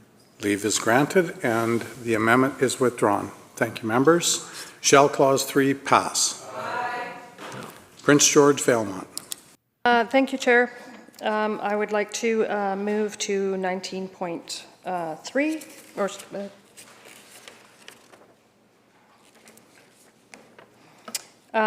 para 1.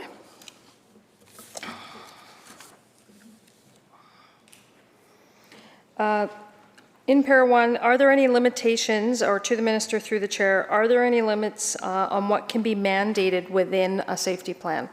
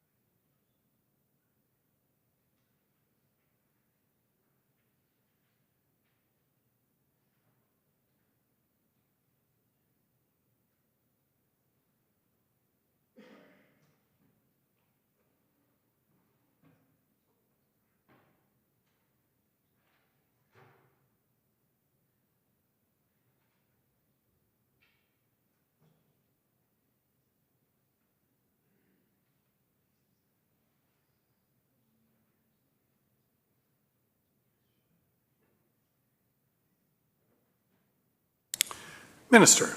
Okay, thank you. So the parameters of the agreement are outlined in this part of the Act. There's a lot of flexibility with respect to the terms of the agreement, and the agreement, as mentioned earlier in our canvassing of this, is that they are voluntary, and so guardians must agree to the safety plan. Thank you, Minister. Prince George Vailmont. Thank you, Chair.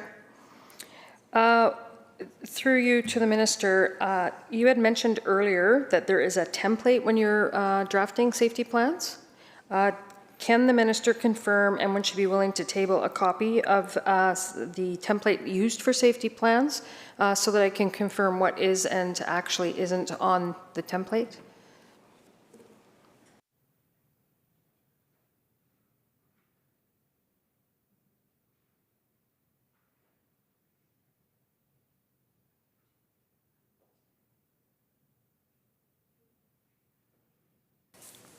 Minister. Yes, we have a form and we can provide it to the member opposite. Thank you, Minister. Prince George Vailmont.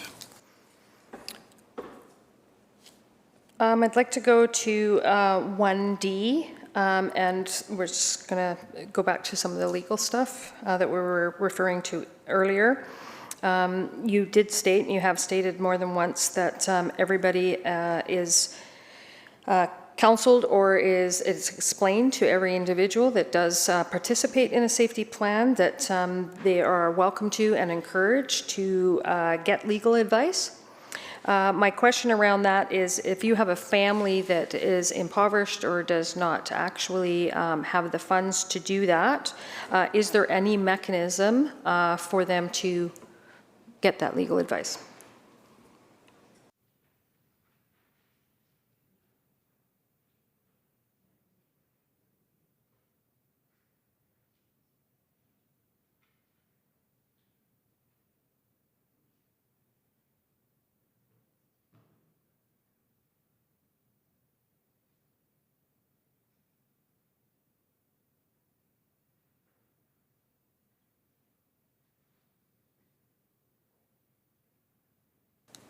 Minister.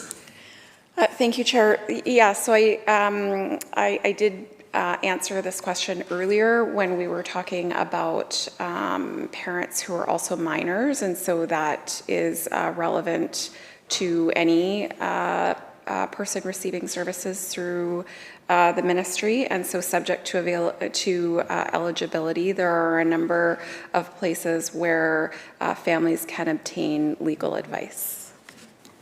Thank you, Minister. Prince George Vailmont. Thank you, Chair. That wasn't what I was asking. I'm very aware that there's multiple places that you can attain legal advice. What I'm asking about is if a family cannot afford that legal advice, if there are discretionary funds available for that.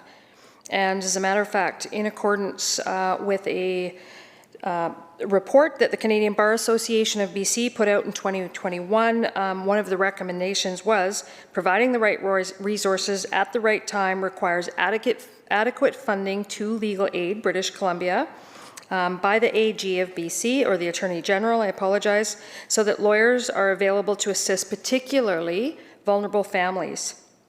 So to the Minister, through the Chair, in conjunction with this recommendation that was made a number of years ago, was there collaboration with the Attorney General to increase funding to legal aid to ensure that vulnerable families that would not be able to afford that advice otherwise do actually have access to that advice?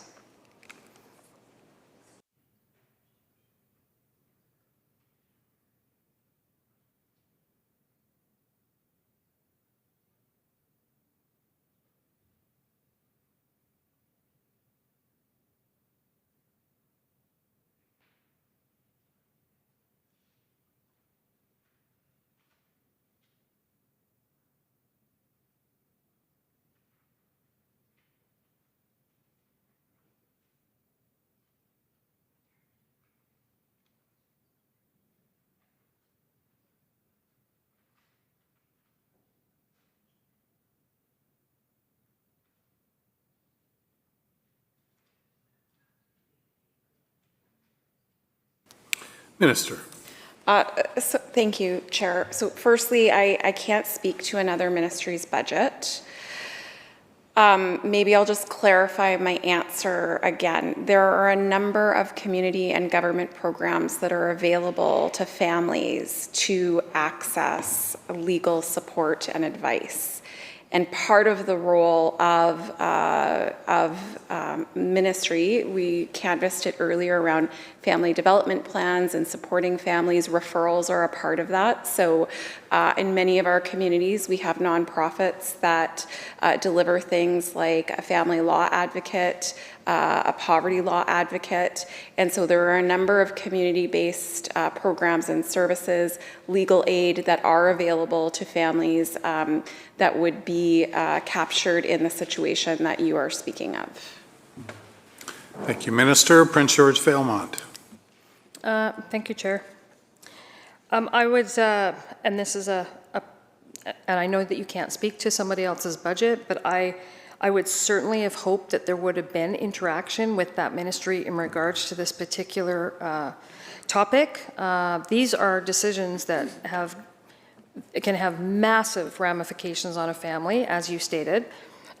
Safety plans are intended to be very non-intrusive. However, they can escalate and they can move to a situation where, court orders are requested, further investigations are made, and families can be facing the removal of a child or removal of a parent. So these plans actually have massive implications for families. So it's extremely important that they actually are able to access legal advice. And accessibility to legal advice does not actually mean that somebody gets the applicable advice that they're supposed to get. So that is of huge concern to me, particularly when these plans are, they're intended to be voluntary. However, they can have very significant ramifications if anything goes wrong. So if families don't attain that advice, it can be problematic. So I'm just wondering how the ministry, feels about that, and what are the mechanisms to ensure that they are very clear on what this plan could or couldn't mean, and what those ramifications could look like long term.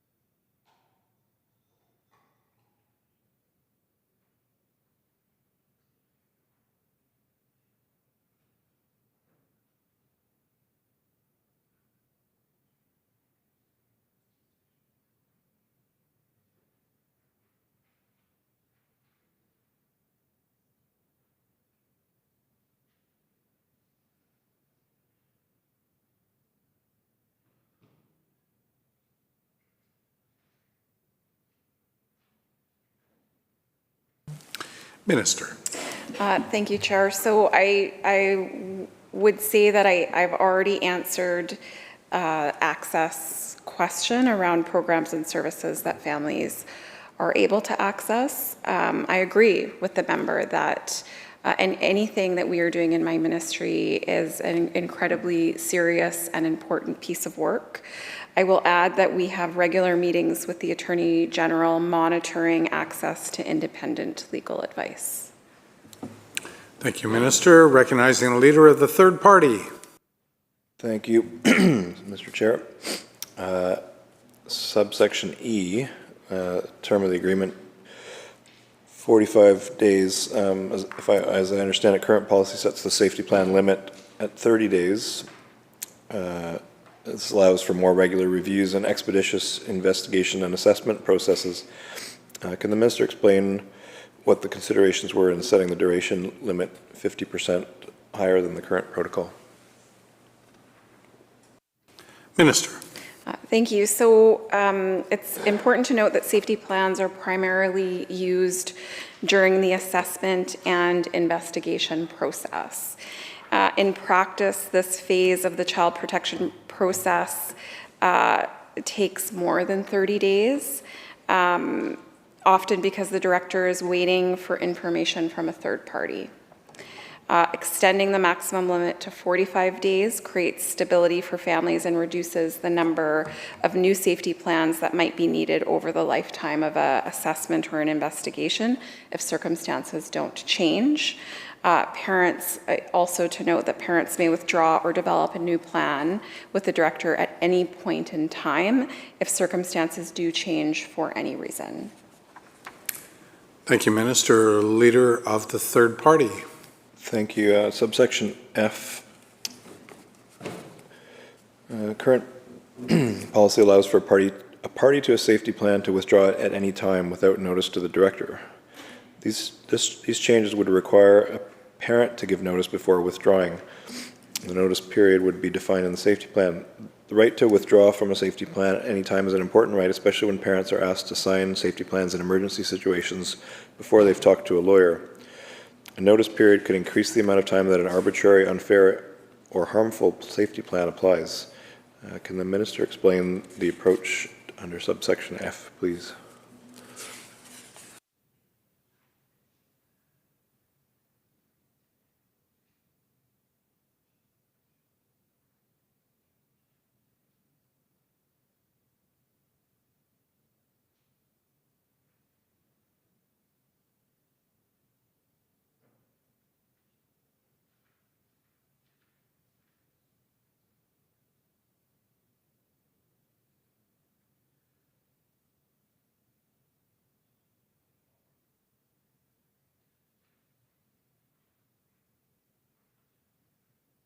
Minister.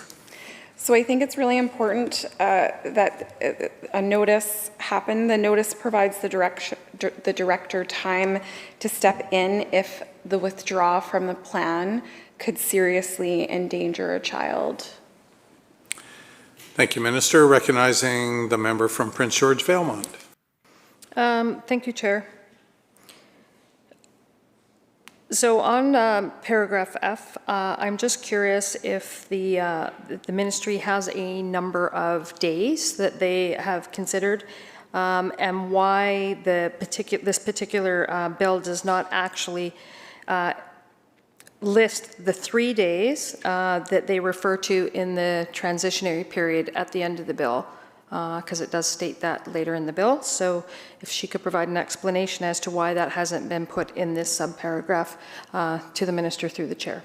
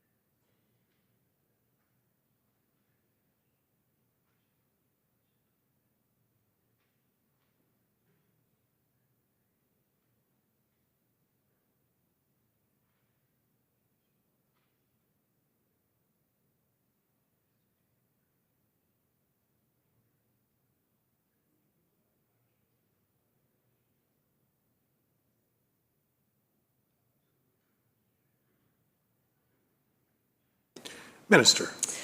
So thank you for the question. I think it's a good one.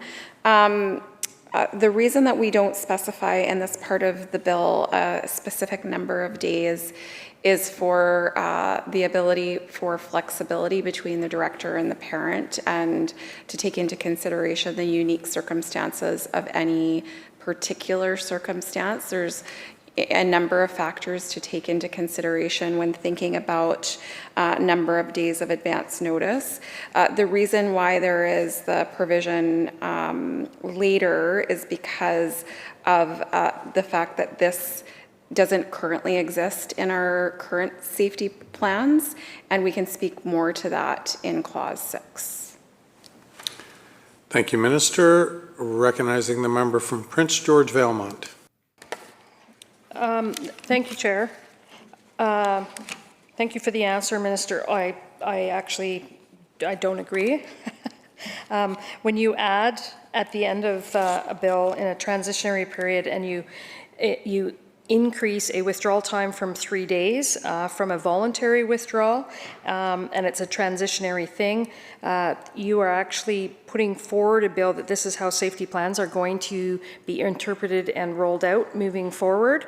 So the minister has set a precedent there with 3 days during the transition period, so I don't know why that period would be different moving forward once the legislation is actually enacted. I don't disagree. An individual currently can withdraw any time. If that is going to be staying, that they can continue to withdraw any time, I still don't understand that number. And they are related, and I know it's in a different clause, but I need to understand why this particular section has not been amended to have that number in it. To the minister through the chair.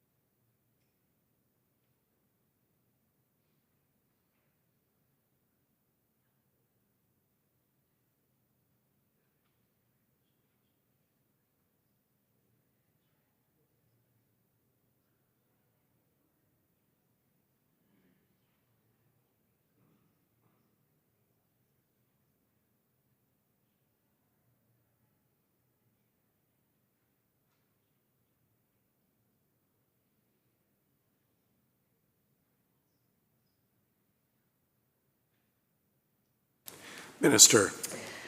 Thank you, Chair. I do really think that more clarity will be provided to this in Clause 6, but I'll do my best to answer the member opposite. The need for flexibility remains in this clause of the bill. A parent can still withdraw at any time. The transitional provisions later on in the bill are only in force for 45 days after royal assent. So there's pieces here about how we actually operationalize this, and more clarity will be provided when we discuss Clause 6. Thank you, Minister. Prince George Valemount. Okay, I'll leave that for now. We can come back to it during Clause 6. I would actually like to return to the question, though, that the leader of the Green Party asked earlier. I have some questions, too, about the 45 days. I thought this was quite interesting, and I don't disagree with your 30-day what you stated about 30 days, that it's a very short period of time, and that people may not be able to make those expectations. And to extend it to 45 days seems odd. Currently, under MCFD, you're challenged with shortages of supports, resource, social workers, excessive caseloads, delayed decisions, court backlogs. Currently, a party or all parties can withdraw from a safety plan at any time, as can a director. Chair, to the Minister, why can a safety plan agreement under Bill 29 not be 30 to 210 days maximum, as per Section 3.2 of Chapter 3 in the current regulation?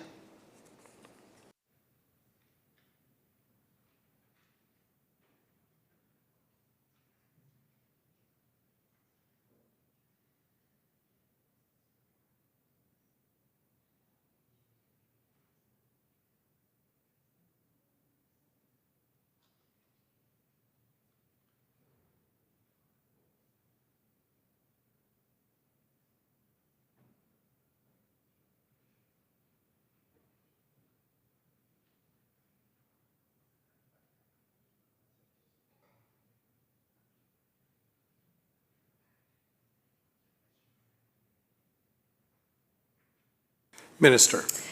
Thank you, Honourable Chair. So the intention of these agreements is really outlined in the bill around being voluntary, time-bound. The interest of the partners that we engaged with were quite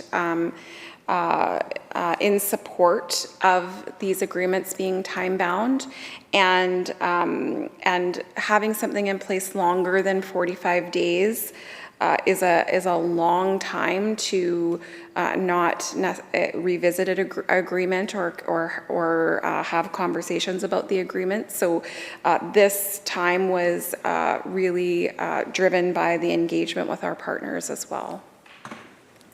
Thank you, Minister. Recognizing the member from Prince George Valemount. Thank you, Chair. Unless I am currently misunderstanding the regulation, or sorry, the policy as you said earlier, my understanding is that currently safety plans can be extended multiple times in 30-day increments, up to 120 days, and then at the discretion of a director, that could actually be extended for another 3 months. So that's why I'm asking specifically about these timeframes. So for clarity, for the minister through the chair, in this new legislation, safety plans are going to be with the exception, which you refer to later in the bill, you give a extension of a one-time because of a court order. So is the intention of this legislation to have a safety plan as a one-time only for 45 days?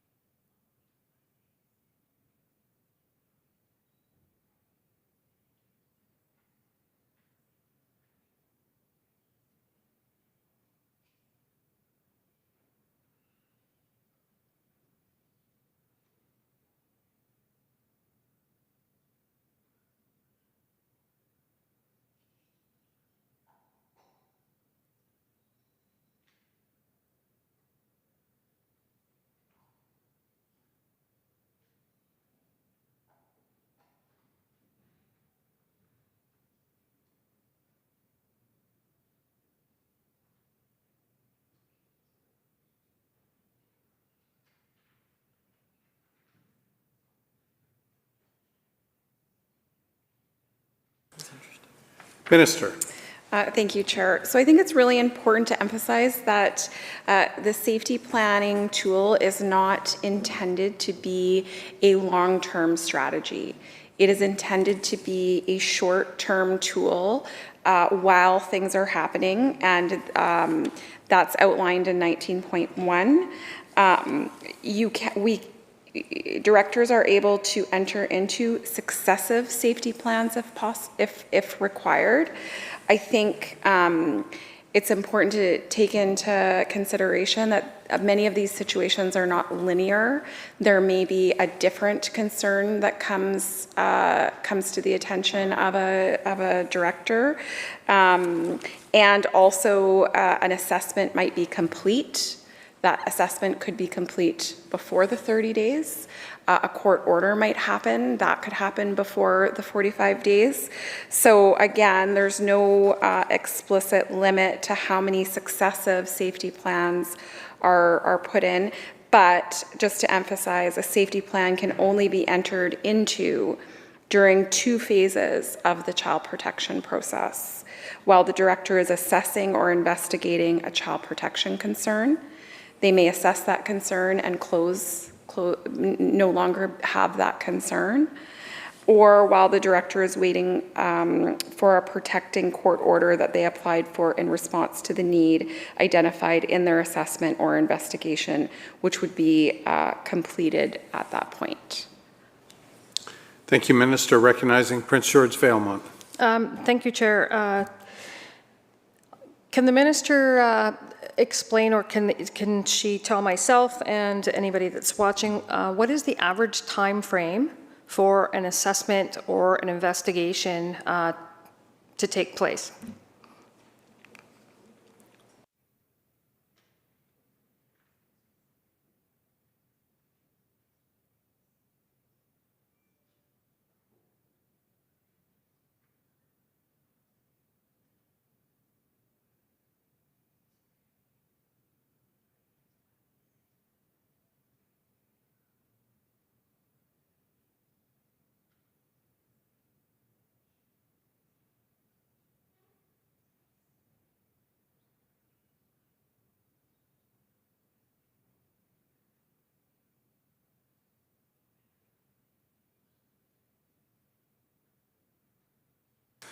Minister.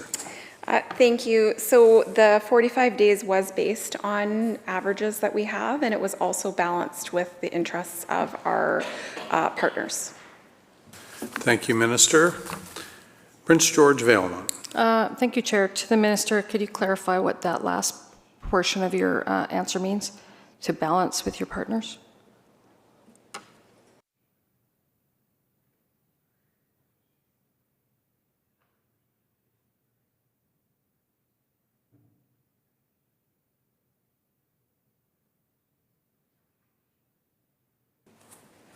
Minister?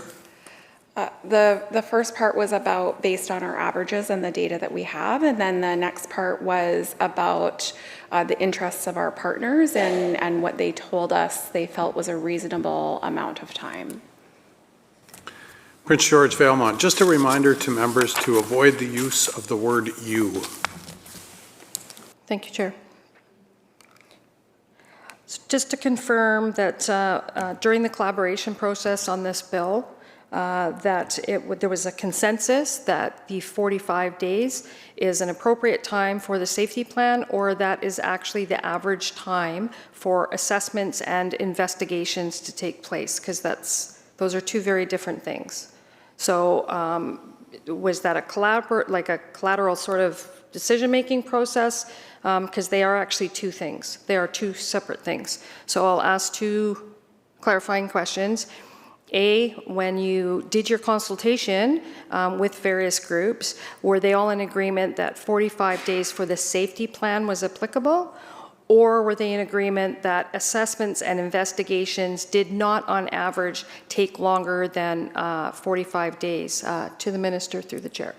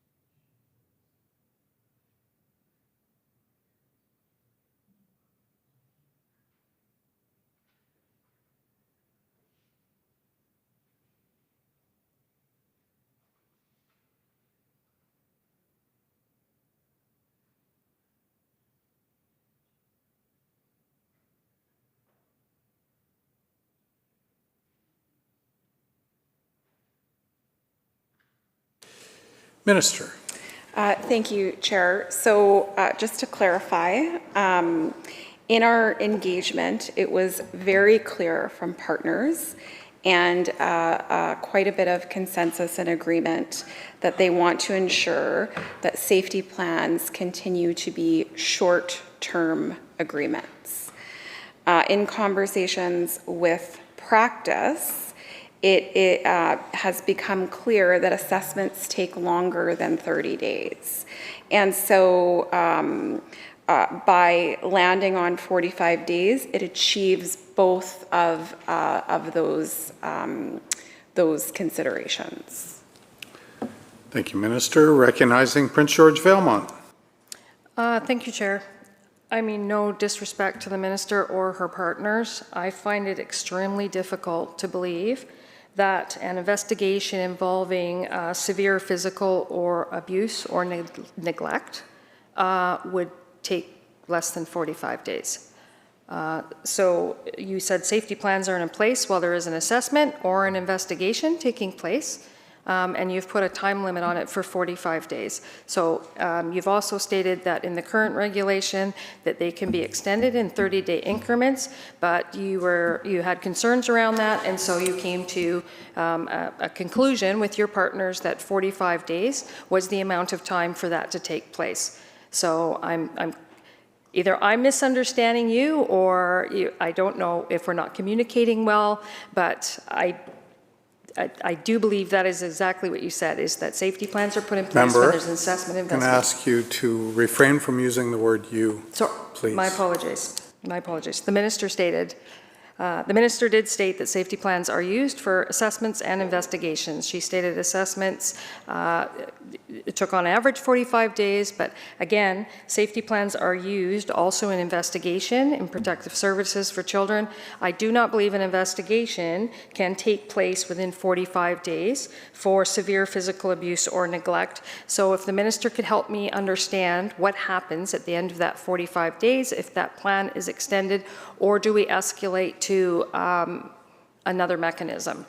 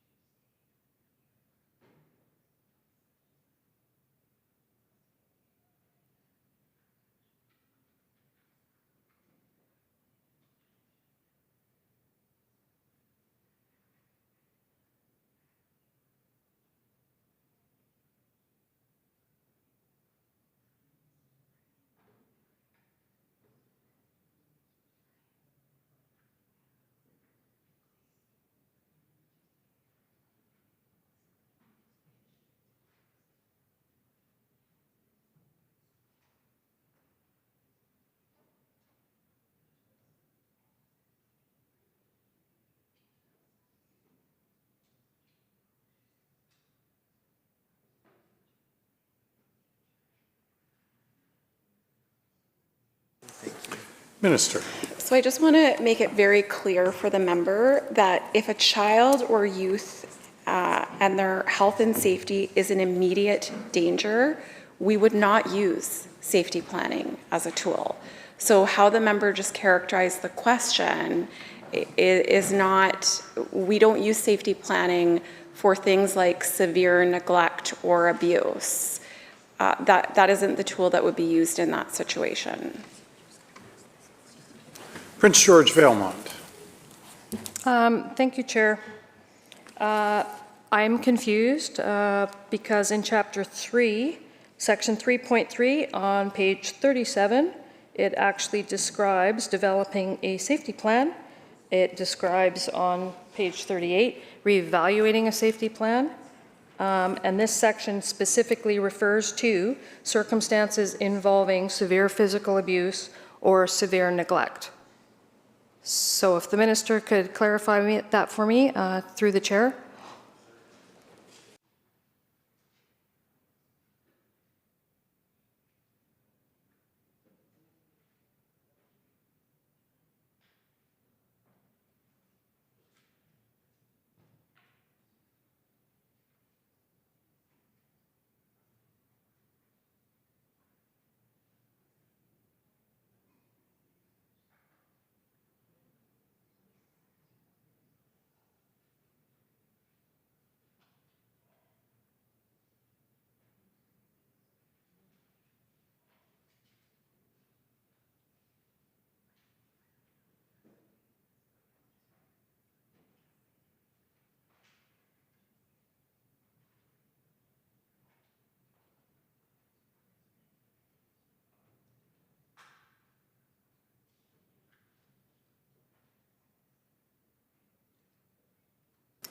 Minister.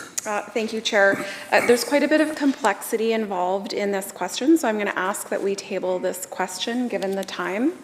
And I move that the committee rise, report progress, and ask leave to sit again. Thank you, Minister. You've heard the question. All those in favor say aye. Aye. Opposed, say no, nay. Motion is carried. This committee is adjourned.